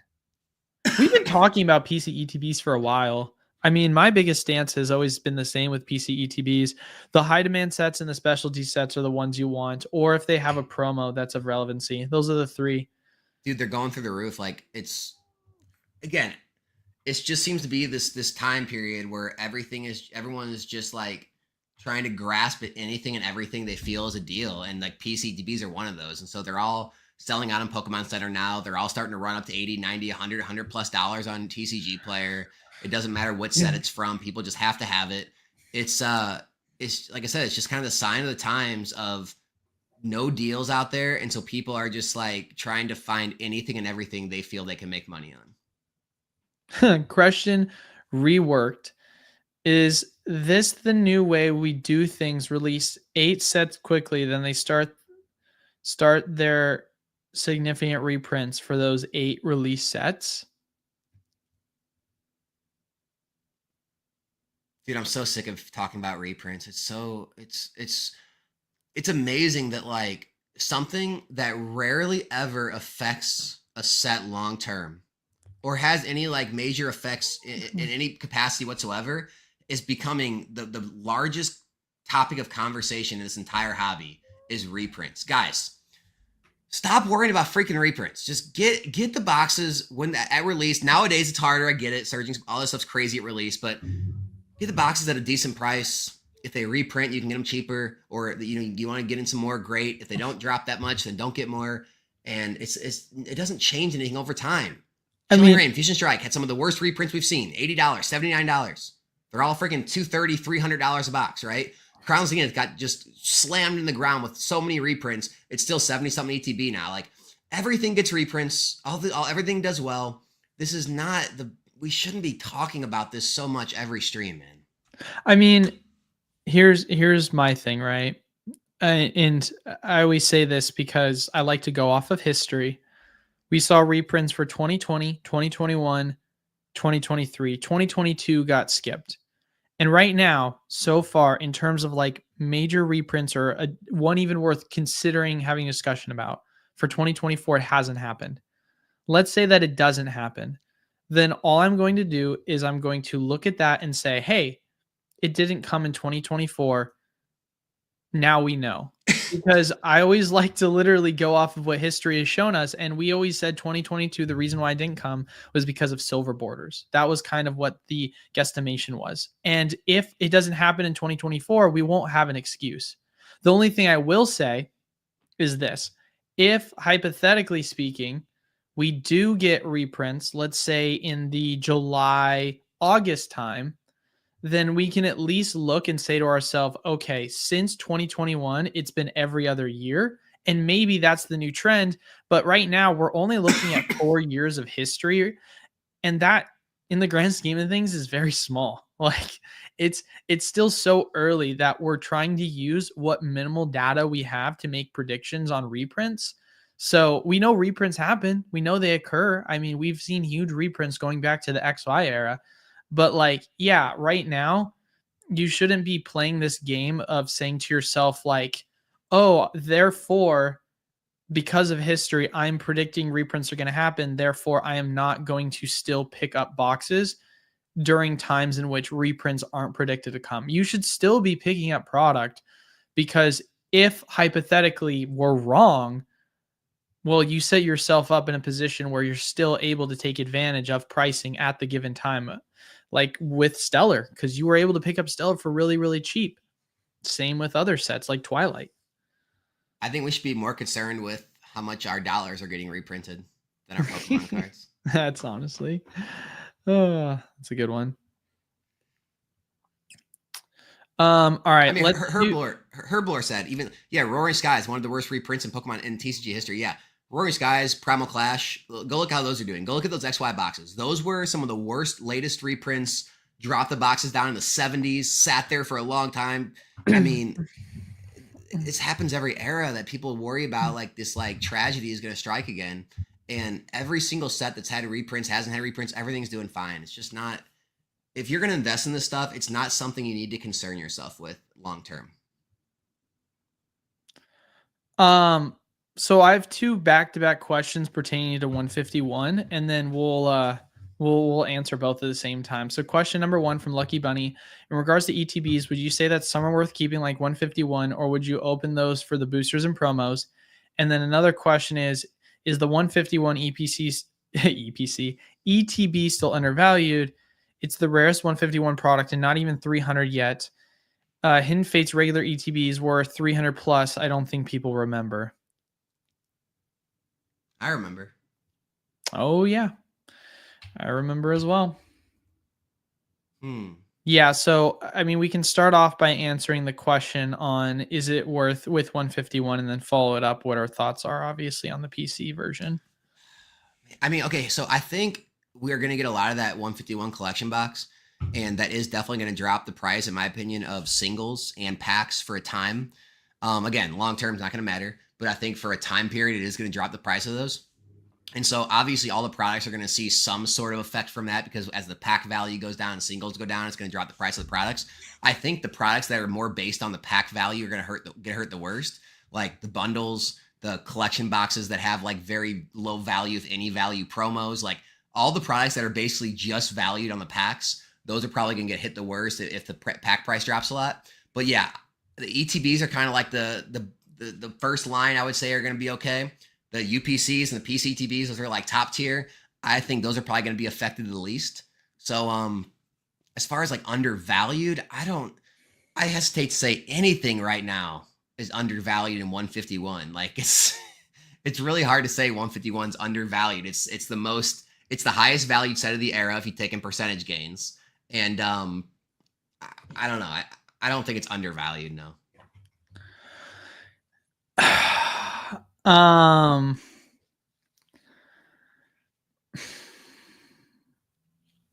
would say that for ETB, yeah, I would prefer to keep it sealed. Personally, I'm just keeping it sealed. I mean, it's not a huge difference, but it's a big enough of a difference to where there is a premium on the ETB compared to selling off the sealed packs and the promo. That's kind of my thoughts on the question. And then is the 151 PC ETB undervalued? I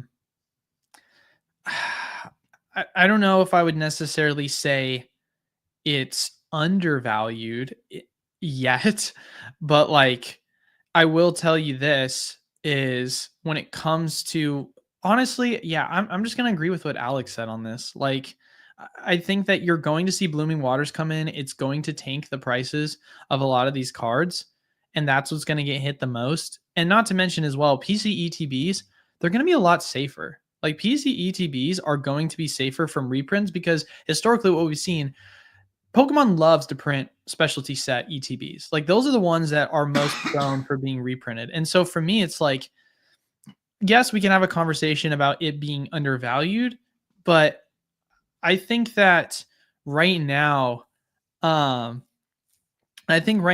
really just comes down to what we're going to see happen with the rest of the 151 product.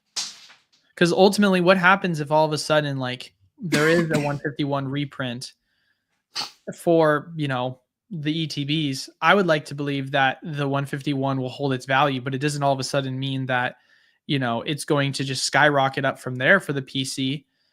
I don't know. It's kind of a loaded question, honestly. Yeah, and like trying to compare what happened with Hidden Fates is hard, and also trying to compare it to like other 151 products. Like, just because it's more rare than a UPC, it doesn't mean it should necessarily be more valuable because UPC has much more packs in it. It's got three valuable promo cards instead of just one Snorlax with the stamp, or I guess it has two Snorlaxes, one with a PC stamp, one without. But I mean, those are going to be just as sought after as well. That's PCTB. So it's hard to like try and we start comparing products and comparing sets and time periods, like because if you're comparing sets and time periods, it's like okay, well, yeah, Hidden Fates hit that for a second, but now it's been sitting at under 200 for a long time. It's like I don't think 151 PCTBs are going to sit at 200 again for a long time. So I just think it's impossible to really compare.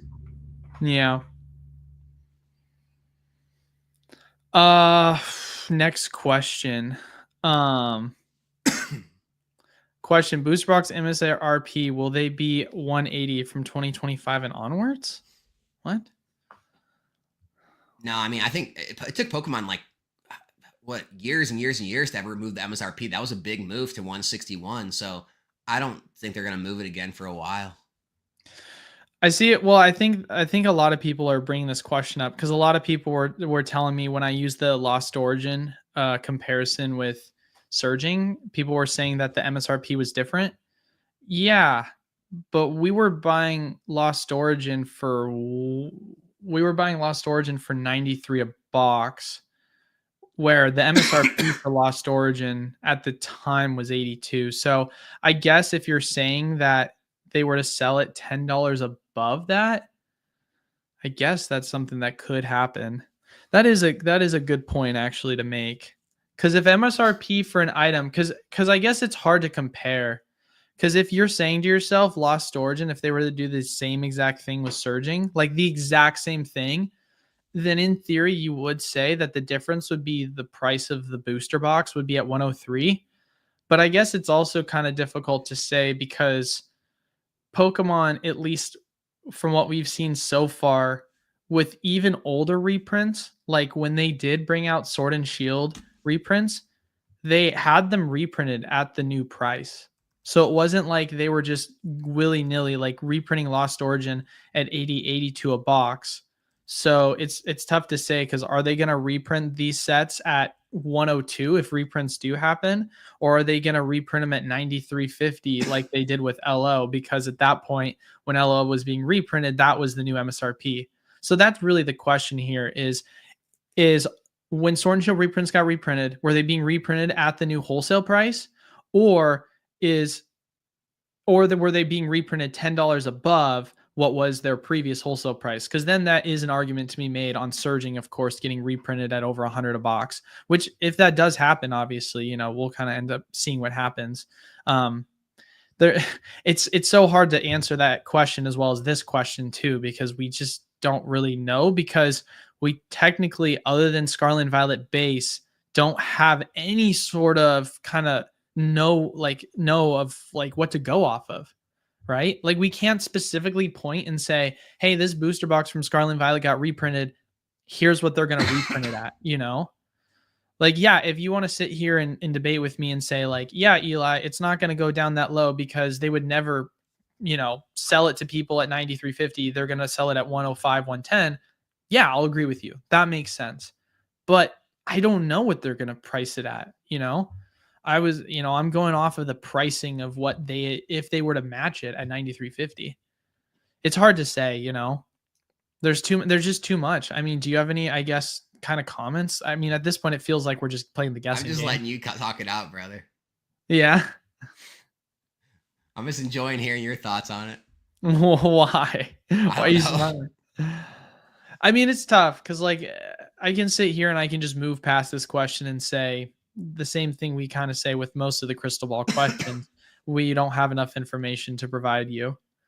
Like, there's the Scarlet and Violet era is still too new for us to really, like, it's in rotation. It's not like Sword and Shield where certain sets are out of rotation.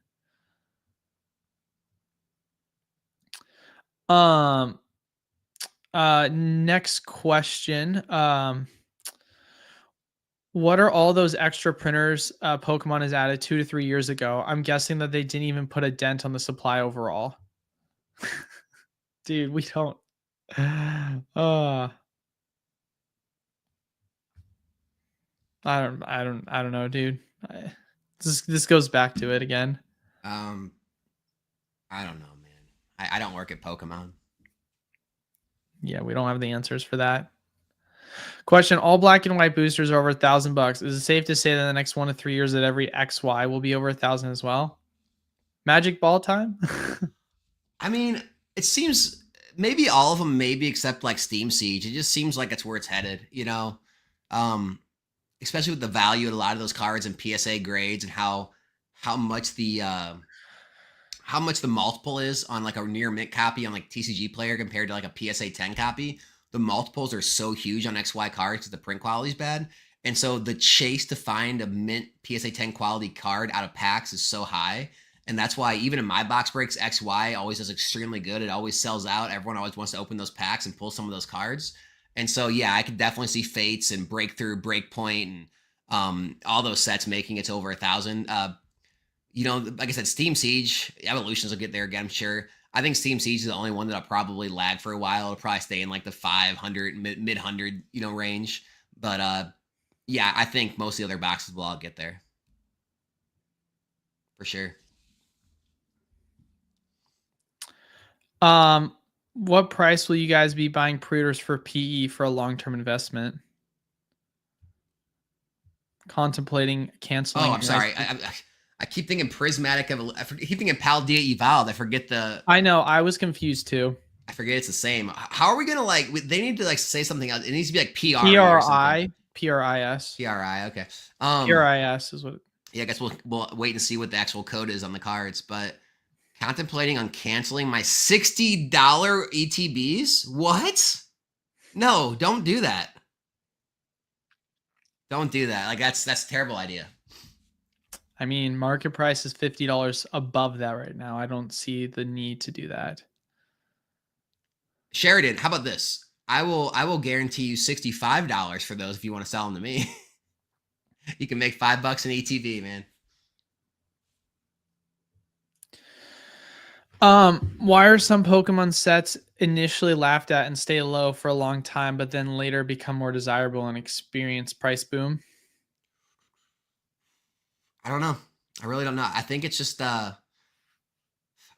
people like always compare every set to like sets that have come before it. They never let every set stand on its own and like, you know, build like be its own, you know, like identity or whatever. And so, you know, they're look at like prices of what other things are at and they'll try to like assign a price to it based on what other things are.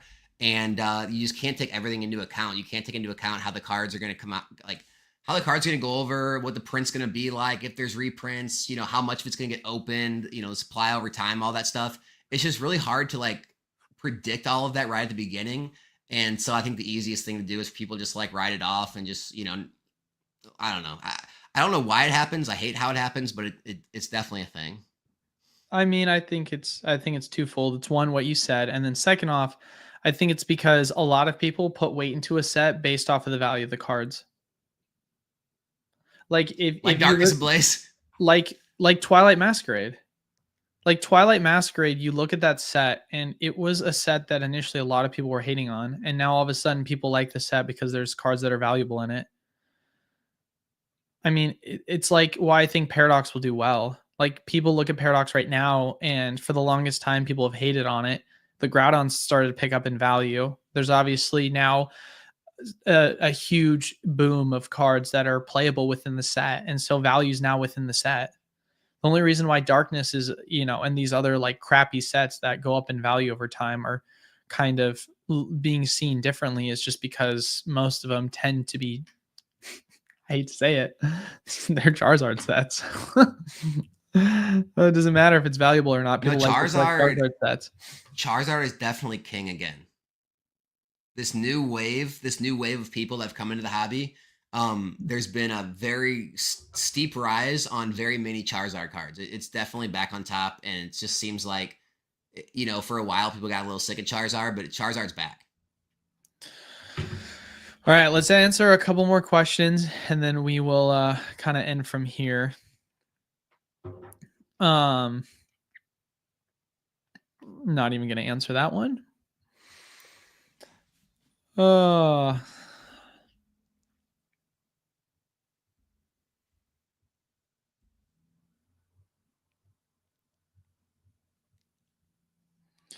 right, we'll do two more. Is Paldea likely to get another reprint?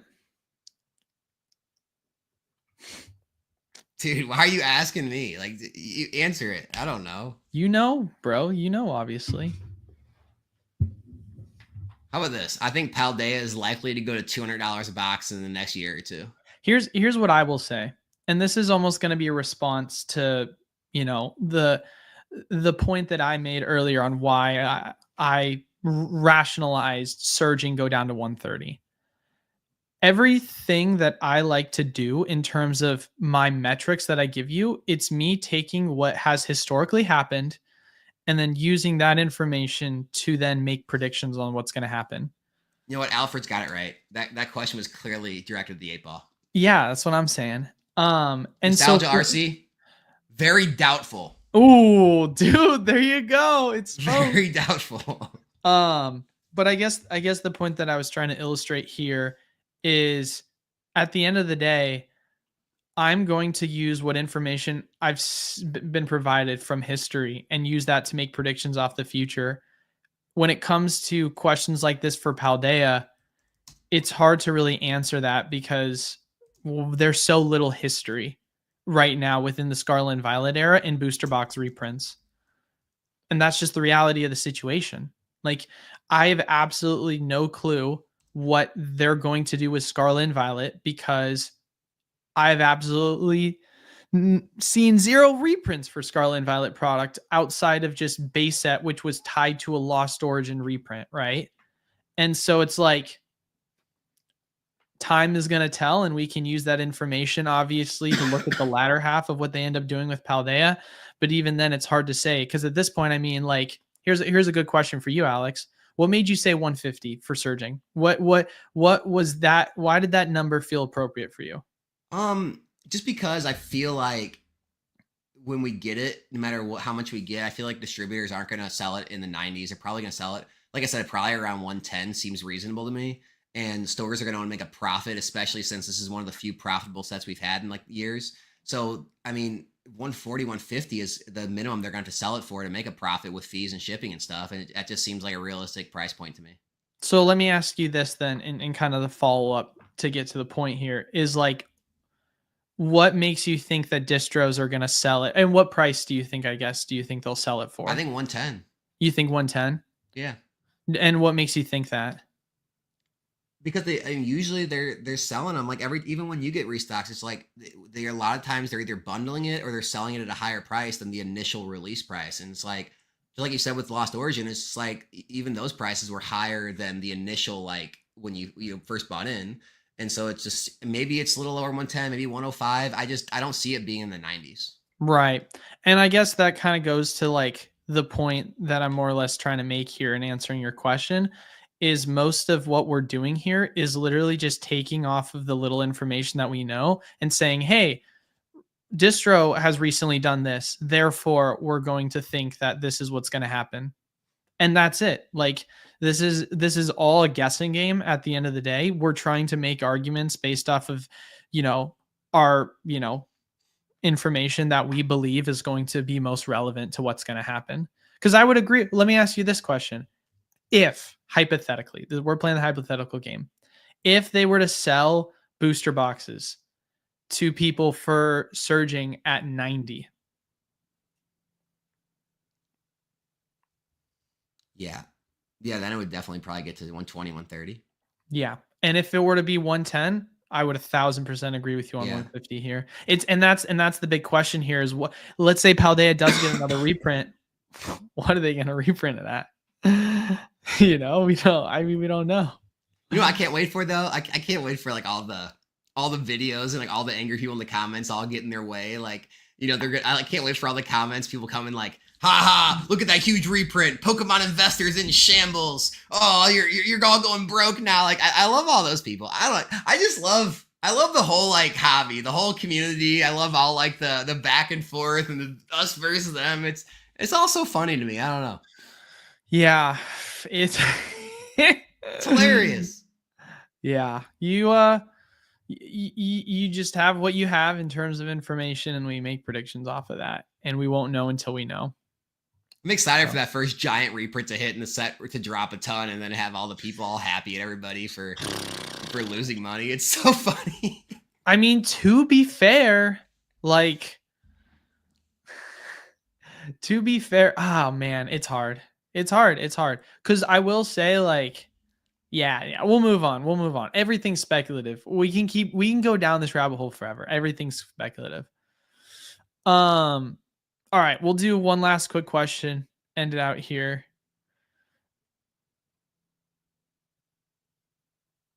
Oh, here's an interesting one. Nostalgia led with Paradox is less likely to get reprinted when asked if Stellar or Paradox is better.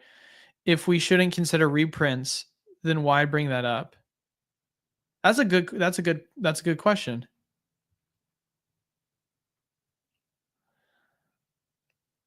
I mean, if the price points are the exact same and one set's older and one set's newer, one set has a stronger possibility of having a lower entry point. So, I mean, if you're speaking about just like finding, if someone's asking me what's the best deal, like the least risky, I'm going to tell them Paradox. But if you have a long-term mindset when investing and you're buying both at release, like I did, then reprints don't matter. Like if I bought both these boxes at $90 from distribution, it doesn't matter. But if you're asking after the fact at the current market prices, well, then it makes a difference because you're already buying well over what distro prices were, well over what the original retail prices were. And you're having to kind of make decisions based on, what your better entry points are going to be. I still don't think a reprint's going to give you a better entry point than you could have got at the beginning, but it might give you a better entry point than right now at 130, 135. So, rhetorical question. What do you think is going to be worth more over time? Lost Origin or Lost Origin or Rebel Clash? Lost Origin. Lost Origin, right? But what's more expensive right now? I think Lost Origin, actually. Has it taken over? I think so. No way. Yeah. Well, it might have proved my point. Even SV base, I think it'll even pass SV base. Hold on, let me look. Oh my god, it has. Holy crap. Oh my god. All right, well, all right. I mean, Fusion Strike's going to pass SV base. Where's SV base? Okay. Which do you think is going to be worth more long term? Lost Origin or SV base? Yeah, Lost Origin. Right. The reason why I say this is because Paradox, less likely to be reprinted. Yes, obviously, is what we're kind of coming to the conclusion. The reason why we bring up these questions on why you should or shouldn't consider reprints is because regardless of the way you look at it, obviously, if you said Paradox, Stellar, 1-for-1, neither of them get reprinted, that's one thing. It's another thing if you say to yourself, Paradox is going to have a little bit of a head start in terms of pricing if Stellar is more likely to get reprinted. Because we can sit here and say to ourselves, we think that, Lost Origin, it's been forever cheaper than Scarlet and Violet base. Scarlet and Violet base is way more because it's had less supply out there. But we both believe Lost Origin will overtake it because even after the printing, it's a better set. So you always have to take these things into consideration. And obviously it comes down to what you think the gap is between the two sets. Because when we look at Stellar and we look at Paradox, if you say to yourself that the sets are very comparable, then there is an argument to be made that Paradox will perform better if it doesn't get reprinted compared to Stellar because they're very similar sets. One's going to have a huge leg up. But if you think Stellar is a much better set than Paradox is, then obviously that changes the argument because even with a reprint, you're making the bet that it's going to outpace Paradox at some point. I'm not saying that to you. I'm just obviously in response to his. I could probably make a whole video off of this, but I'm going to try to break this down real quick in a minute. All right. If you're investing in this stuff, right, you could have bought either one of these sets at release, even if you don't have distribution access. Both of these were available in the open market for $5.70 a case, $95 a box. So you could have bought both, and you could have bought Paradox way less. It was trashed. It was down in the dumps, but you can buy either one of these at release for $95 a piece. And so that's what I'm talking about. Reprints don't matter. That's going to be a good entry point. Whether you get a bunch of reprints, no reprints, it doesn't matter. That's always going to be a good entry point. When you start talking about like trying to time the market and trying to like buy things right now, like, ooh, buy Paradox or Stellar at 125, 130, 135, that's where you need to be more, hesitant and worried about if a reprint's going to come, how old the set is, all that stuff, because you're buying in already after the set's already been up 30-40%, right? You're buying in already at a premium. And so then people say, well, Alex, what if I don't want to lock up money. I want to try and time it more so I don't have dead capital. It's like, well, then don't invest. Go flip. If you're worried about try and time markets and flip and buy and sell, go make money running a business, because you're not investing at that point. You're trying to do these weird like timing plays in the market. And it's like, guess what? You're going to make more doing what Eli does, running a business or running a PSA grading operation, or just go run an actual business. You'll make more profits doing that than Pokemon investing. But if you're going to invest, then try to get a good entry point, hold long-term. Don't worry about all the noise in between. And like, that is the true difference in what I'm talking about. And so, yeah, when I'm asked about reprints, when people are talking about buying into sets when they're 6 months, a year old, and they're comparing into things and they're already up 30-40% from what they could have bought them at, well, yeah, then it's going to matter. But at 90-95 a box at release, it doesn't matter if it gets reprinted or not. One thing that this is not a question, but someone brought up, I thought Eli said before, if it was an actual reprint distro has to sell at negotiated prices, but if it's a restock, they can set whatever the price. That is true. If there is, so at least this is what we've seen so far. But for every single major reprint we've had, which we had one for 151, we had one for Crown Zenith, we had one for Lost Origin, Silver Tempest, and then at least for me, it wasn't a huge reprint, but it was a reprint, Evolving Skies. These were all the most recent reprints that we've gotten. Actually, technically 2, Astral and Brilliant. All of these items, whether they were a small reprint or a large reprint, they were all being pre-sold for either the new MSRP or the new wholesale price or lower. So as far as it goes, if hypothetically, and that's a huge if a full-blown reprint comes into swing, then yes, of course, then that is kind of what they're going to price things at. But ultimately, if it's not like a full-blown reprint, that doesn't change them having the ability to change whatever price they want to. Not to mention as well, even then with these LO and ST reprints, those ones in particular, I can obviously speak to, but the other ones, we weren't required to pick any product up. Whereas the LO and the ST ones, we were required to pick other product up. So it's very difficult to say that might also not be a possibility in the future that's going to tie things down. But of course, price is still corrected regardless. Alex's brain's hurting. I feel like people should go through a business 101 course before they enter the Pokemon hobby. That's what I think.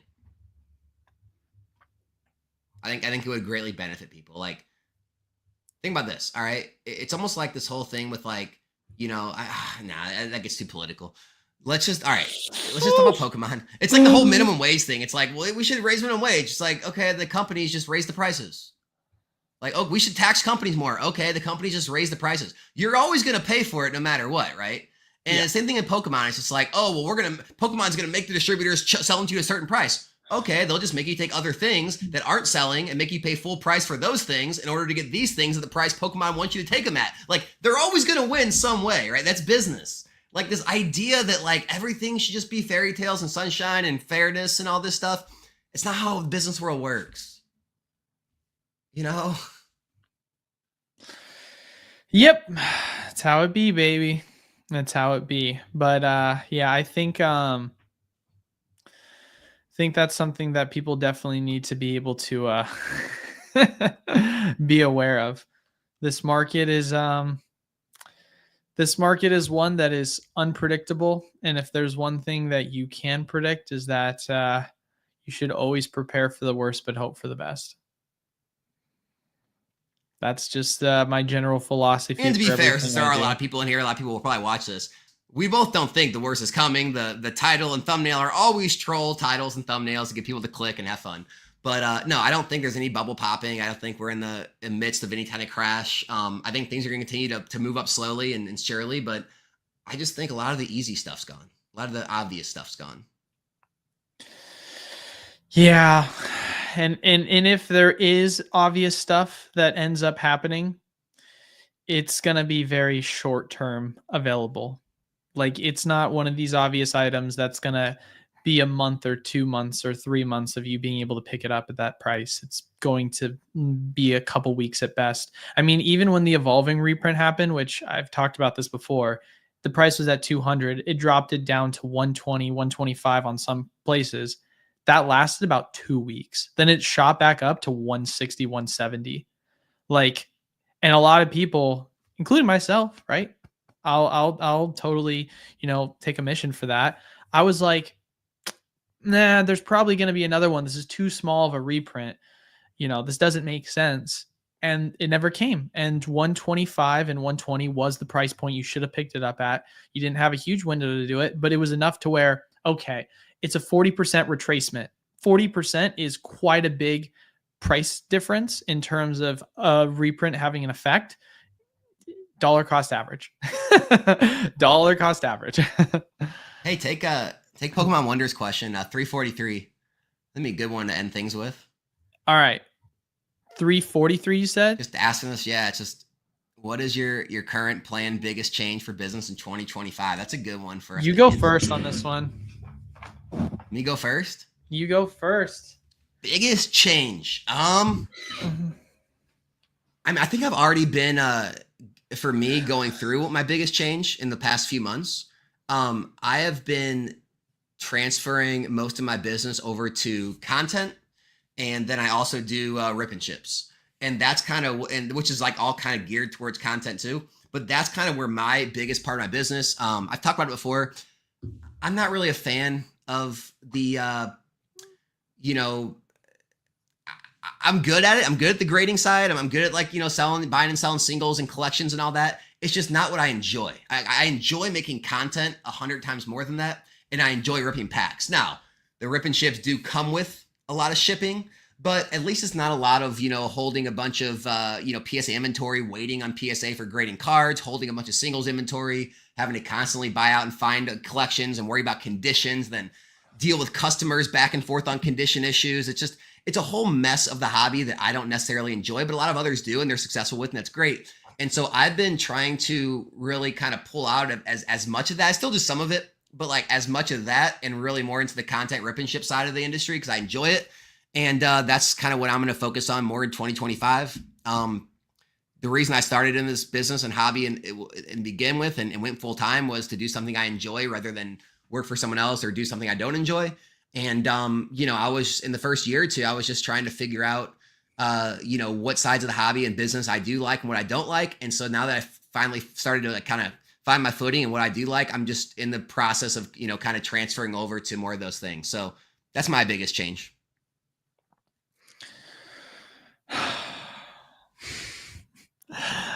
I guess my biggest change that we're planning is I feel like it's the same biggest change we dealt with in 2023, and more specifically 2024, which is trying to consistently grow and also make sure that the product we're pushing out is the highest of quality. And when I say product, I mean like the product of the customer service that we have.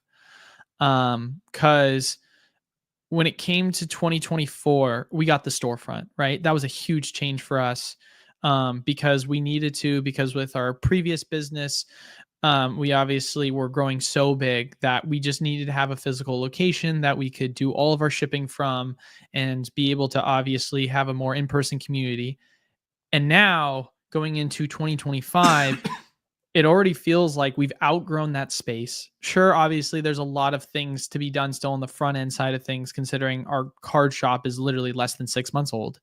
But when it comes to let's say the wholesale program, there's a lot of consideration on looking into a secondary location out somewhere in the Midwest or East Coast because of how big it's grown, and being able to obviously ship to people that are closer to another secondary location would be huge for, reducing the cost, because obviously we sell everything to everyone at what we pay. We don't make a dime off of it. So it's literally, hey, surging boosters, we sold them to people in the program for $88 a box. We didn't just upcharge you for more because it was surging. So same thing goes with Prismatic and the sets that come afterwards. So for me, it's like being able to obviously reduce people's overhead costs comes to shipping. And so if we can get people their product faster for cheaper, that's going to be great. And then also as well, in terms of adding products, quality, it's also something where we need more allocations. And I know we're in a time right now where the market is obviously crazy, but it might settle down in the next new set that comes out, or not set, generation comes out, who knows, but looking into getting more allocations from different warehouses is another thing. So that's a big thing I would say that we're looking into.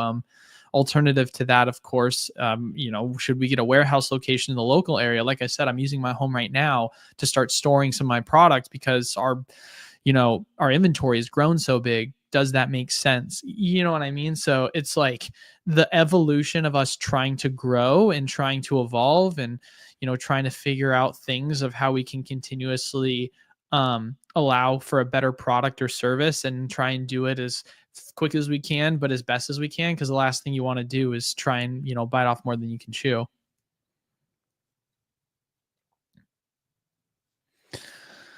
But no, it's good. It's good.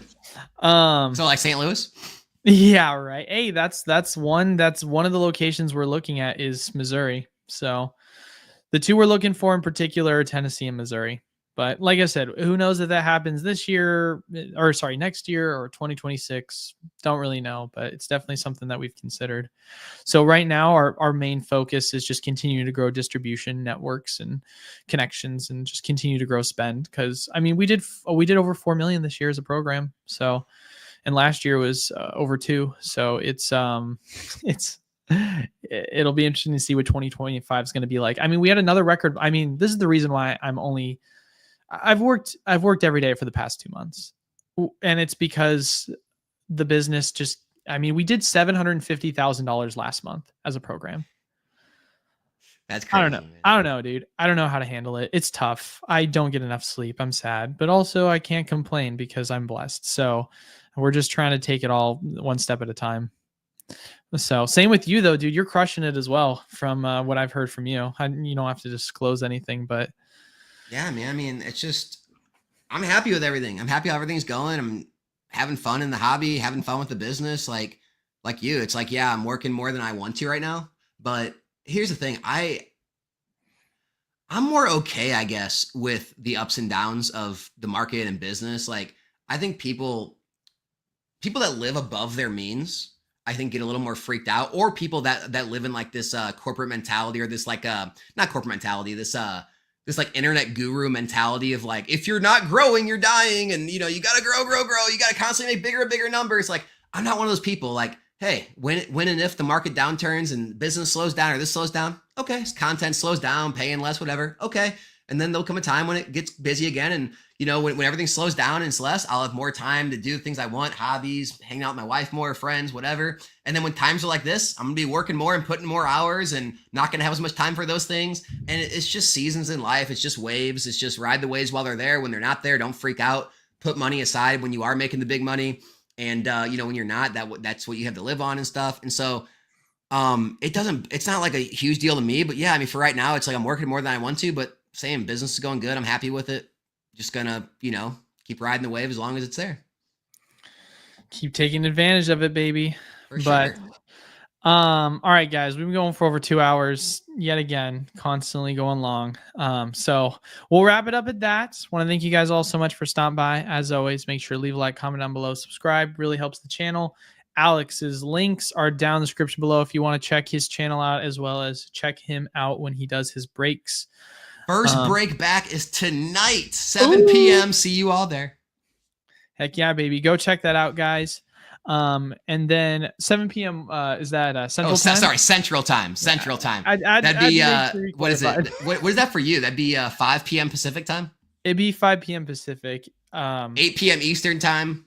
Yeah. But yeah, and then obviously, like I said before, we've got less than 10 spots, or around 10 spots at this point for the program. We're gonna close it at 200. Are you sure that's true? Have you checked? Have I checked since then? Have you checked? I haven't checked since then, so I'll have to check afterwards. But yeah, so if you want to get in the program, obviously, like I said before, join the Discord. Make sure to message me there before you join. If you have any questions, we want to make sure the program's right for you and you're not just FOMO joining. So that's the thing I hate the most, because I want people to make sure that they're joining for the right reasons. But anyway, that's it, ladies and gentlemen. Thank you all for stopping by. We'll see you all next Tuesday. Peace.